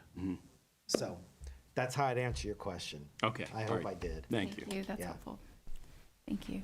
Are there any other questions? I don't have any questions at this time, so I'll call the applicant forward, please. Hi. Please state your name. Welcome. Hi, thank you. My name is Mana Meloyan. I'm the architectural designer of the project, and I will try to briefly explain how we have this design and why we have this design. My client has 3 kids, and the task for us was to have 3 almost equal bedrooms with private bathrooms and walk-in closets. And this is why we have that massive second floor addition, which is still stepped back from the first floor. We worked a lot back and forth with our plan checker, Mr. Kisa, and previously we had bigger balconies in the entrance area and bigger windows, but we reduced it. We reduced the scale, and this is the perfect middle that we came, considering our planner's comments and client's needs. Regarding the front landscaping area, we're not changing that much. We just want to move the stairs that are going through the main house to the right, because if you see the existing picture of the front elevation, the stairs are now in front of the gate, which is making difficult for the owners to go to the garage. And we're just removing that side of the landscape to relocate the stairs.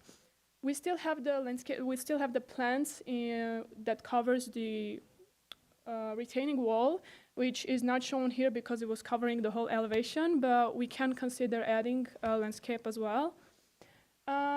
Regarding the windows, we can consider reducing the scale of the first story sliding door, but this solution came because this facade is facing the north facade, and the whole south facade is facing the hillside area. So it's like the sun is we tried to maximize the opening size to have more light in the house most of the time. And yeah, regarding the materials, we tried to keep the same colors, earth tones, but make it a little bit more modern. And regarding the front entrance, the previous front entrance was still facing the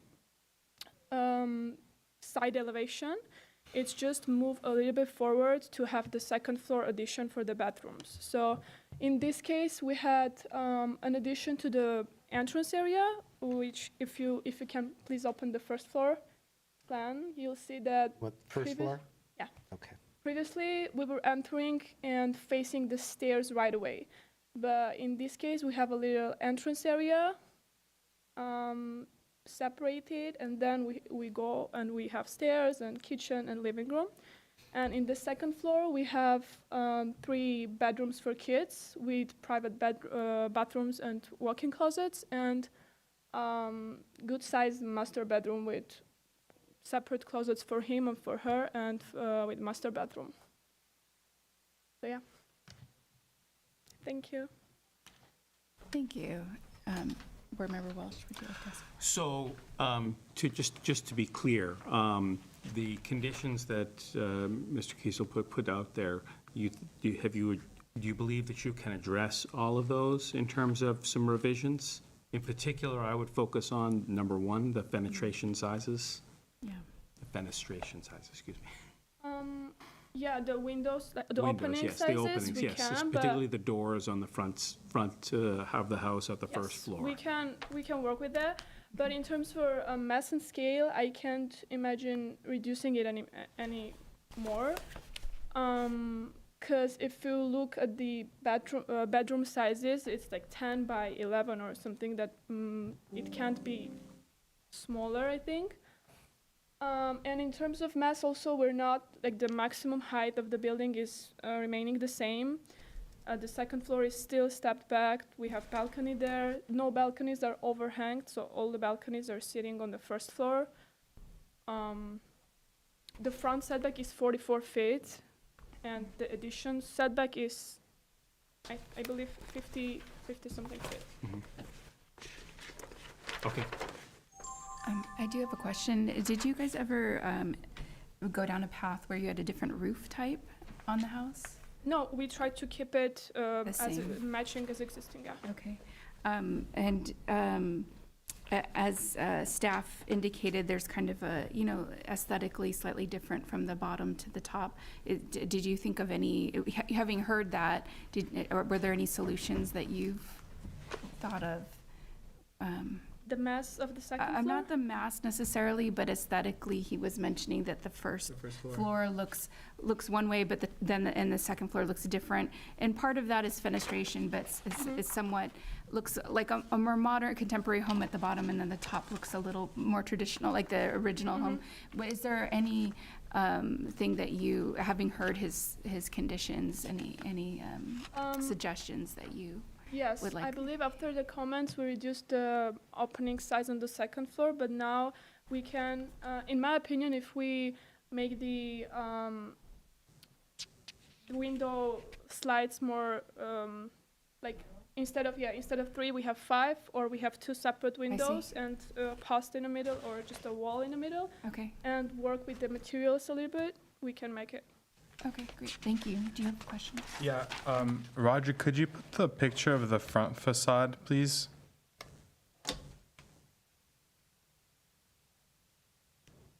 Yeah, I think that that white block stucco right there is kind of like catching my attention when I look at this house exactly, and it's like throwing it off a little bit. So can you tell me like what the thought process was of putting that there like that?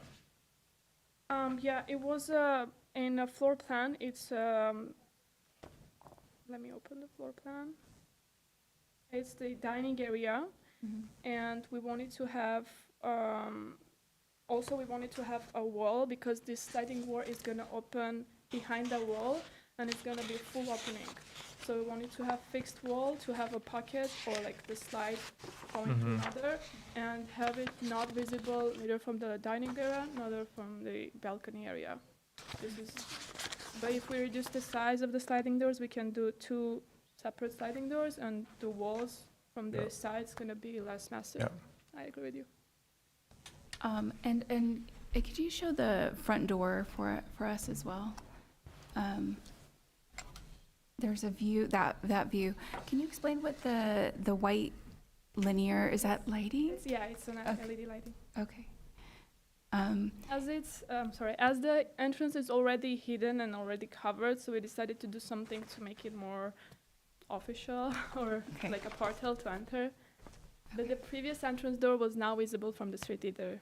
Okay. So it was still hidden, and the slope is too big that you can't actually see it from the street.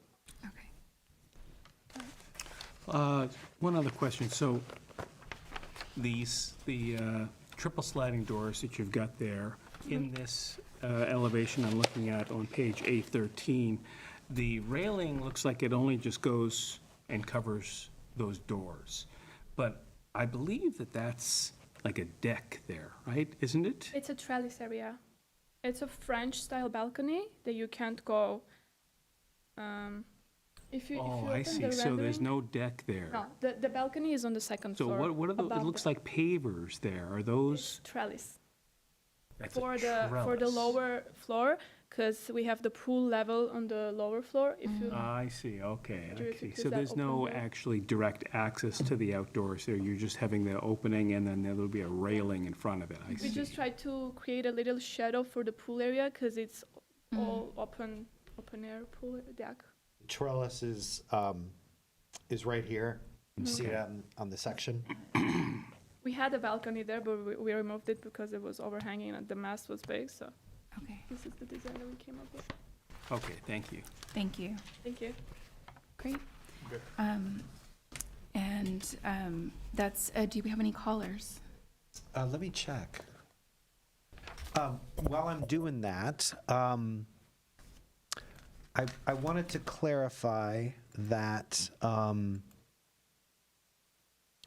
staff doesn't necessarily have a preference in terms of restudying the fenestration between, sort of the smaller, more traditional windows on the second floor and the, larger, more contemporary windows on the first floor. We don't really have a preference one way or another, but just to make them consistent, whether that's, the more contemporary windows on both floors or the smaller, more traditional windows on both floors. So we have no callers. Okay. And I know that I actually do have one more question for the applicant, since after you mentioned that. So your overall intention, as we mentioned, there's kind of a difference between the base of the building and the top. Would your goal be to have more of a modern, does your client want a more modern aesthetic overall? Is that the goal? Modern. Okay. And the style That's- of the windows are actually the same, but the size is different because on the second floor it's a bedroom, so we have smaller door, and the first floor we have living room and dining room, so we want to have bigger opening. Right. Okay. But the style is kind of we use same windows. It's fiberglass, dark gray frames. So. Okay, great. Thank you. That helps. Any other questions before we close the public portion? Okay. Well, we're officially closed on the public portion of the hearing, and now we'll open it for deliberation. And Board Member Welsh, do you want to kick us off this time? Okay, I'm generally in support of the project. I think that we can reach some conclusions here. The two things that jumped out to me, one was the scale of those windows on the first floor. They're not in scale with the other fenestration, the other look of it. So I think we need to address the condition in terms of adjusting that. And the other was the front door. I also was of the same conclusion as staff, that, you know, when I started looking at the plans, before I even read the staff report, I'm all like, where's the front door? So, you know, it is part of our design guidelines that a front door should be apparent, you know? It doesn't have to be monumental. In fact, we don't like monumental, but we'd like it to be visible. So my perspective would be that the front door should be right at the top of that stairs, you know? I mean, I have no problem if you have another door on the side, if you can put a nice big slider there, or pop French doors, or whatever you want to do to open up that seating area and you know, the outdoor kitchen area. But I do think that the door should be there facing the stairs. That just would look more like a house. Because this kind of looks, you know, with that, looks like you're entering a medical office building or something like that. So that would be one of my perspectives. I don't think that we need to worry about anything on the landscaping. I think the landscaping, I visited the site, it's nicely done. I think it's nice. You've got a nicely set back, you know, you're way away from the street, so I think putting a second floor and having it, pushing it closer to the street is fine. You still have stepped it back, so that's an appropriate thing. It's following the topography. So I think in all of those things, I think it is fine. But it's really just the scale of those windows, the scale of those doors, I should say. And then the way that the color is done, where you have that, you know, sort of light gray stucco, and it's all of the other surfaces that you see around it are this, you know, cementitious material.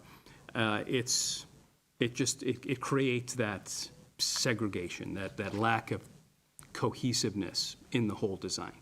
And so I would frankly personally be in favor of a more, you know, monotonous, you know, material. You know, I know we always like to break up materials, but in this case, I'm not sure that that's helping. I think that it might be better to be more consistent with it, that would blend the two floors together, two sides together. And either you go with a stucco or you go with a cementitious. I just think that you have to make a decision there. You can do things, some variations in other areas, but in particular that front view, it really does create too much of a contrast between the first and the second floor. So I'd prefer that we create some more continuity there. And in terms of the scale of those windows, I love the idea of big opening windows. And to me, it would make a tremendous amount of sense if it was opening onto a deck, but it's not even opening onto a deck, it's just opening it up. So I think that you need to work with staff on coming up with some different solutions, and my suggestion would be probably two different groups of doors. You know, one that can be in the living room, one that can be in the dining room, maybe, so that it creates a symmetrical grouping that would be more in line with the rest of the layout, and would be able to be scaled down in such a way that you might still have the same amount of surface area of glass, of glazing, but broken into two sections, you know, that maybe you can pocket them on either side. So you can still have the same amount of opening area, but by breaking it into two groups, maybe that makes it more palatable in terms of the design. But, you know, obviously, we have to get these 2 degrees, so I'll end it there. But otherwise, I do support the project. I support what you're doing.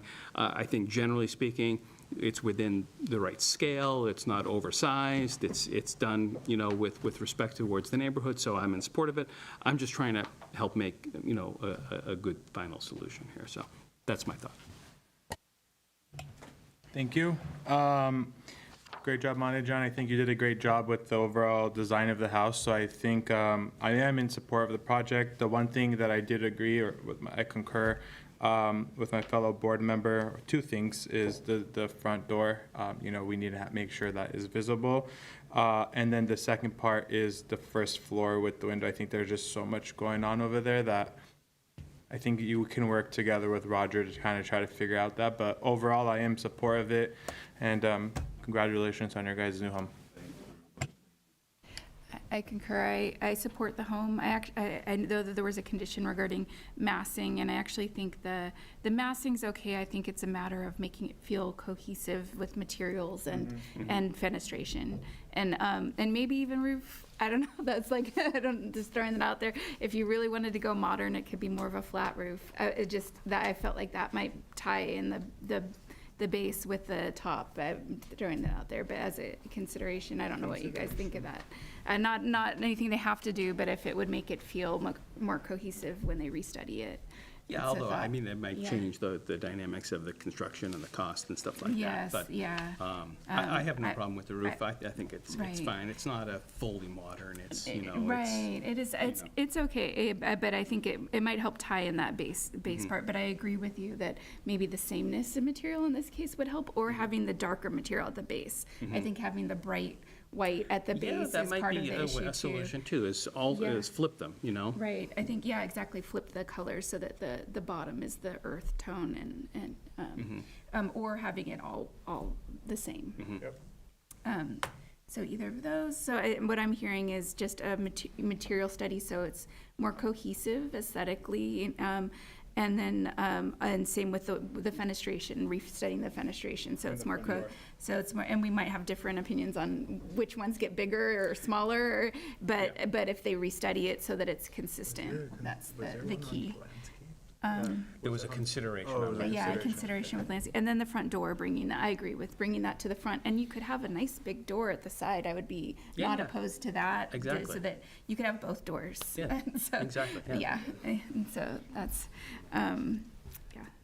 and I'd say that's the conditions, if you want to read them back. So. Or, sorry, you guys, yeah, are let me- you meant first? I should, Yeah. So let me ask, condition number one, fenestration size and proportions, material placement, and other items shall be revised such that a consistent architectural concept is achieved. Correct. Is that appropriately phrased for what you're? I think it works. Okay. I think it works, yeah. All right. Condition number two, you want to eliminate? That's the massing? Well, since you mentioned that there's some material mentioning in the first one, I think, yes, I think we can probably eliminate that Okay. one, unless there's any other Yeah, thoughts about that. it's more about material and color than Yeah. massing. Okay. Right. And then the third one was revise the design of the house to better highlight the entryway. Revise the design of the house to provide a front-facing front door. Yeah, Correct. yeah. Okay. And. Should we qualify that it's okay if they open the side as well? I don't know if we need to qualify that. I think it's fine. Okay. If they want to change the design such that there's a sliding glass door as opposed to the front door there, I'm going to be fine with it. Okay, So, great. Just Yeah. want to make sure. And then eliminate the consideration regarding the the landscaping. It's a consideration, You I'm can leave fine it with there, it. Okay. I don't think it's strictly necessary, but it's just a consideration. Okay. All right. So those are the conditions I got. So with Sounds- that, I will move that we approve with those conditions and one consideration. I second. All right. Great. A motion was made to approve the project with conditions. A roll call. Mr. Welsh. Yes. Mr. Kaskanian. Yes. Ms. Lockroff. Yes. Great. Motion carries 3-0. Thank you. You made it.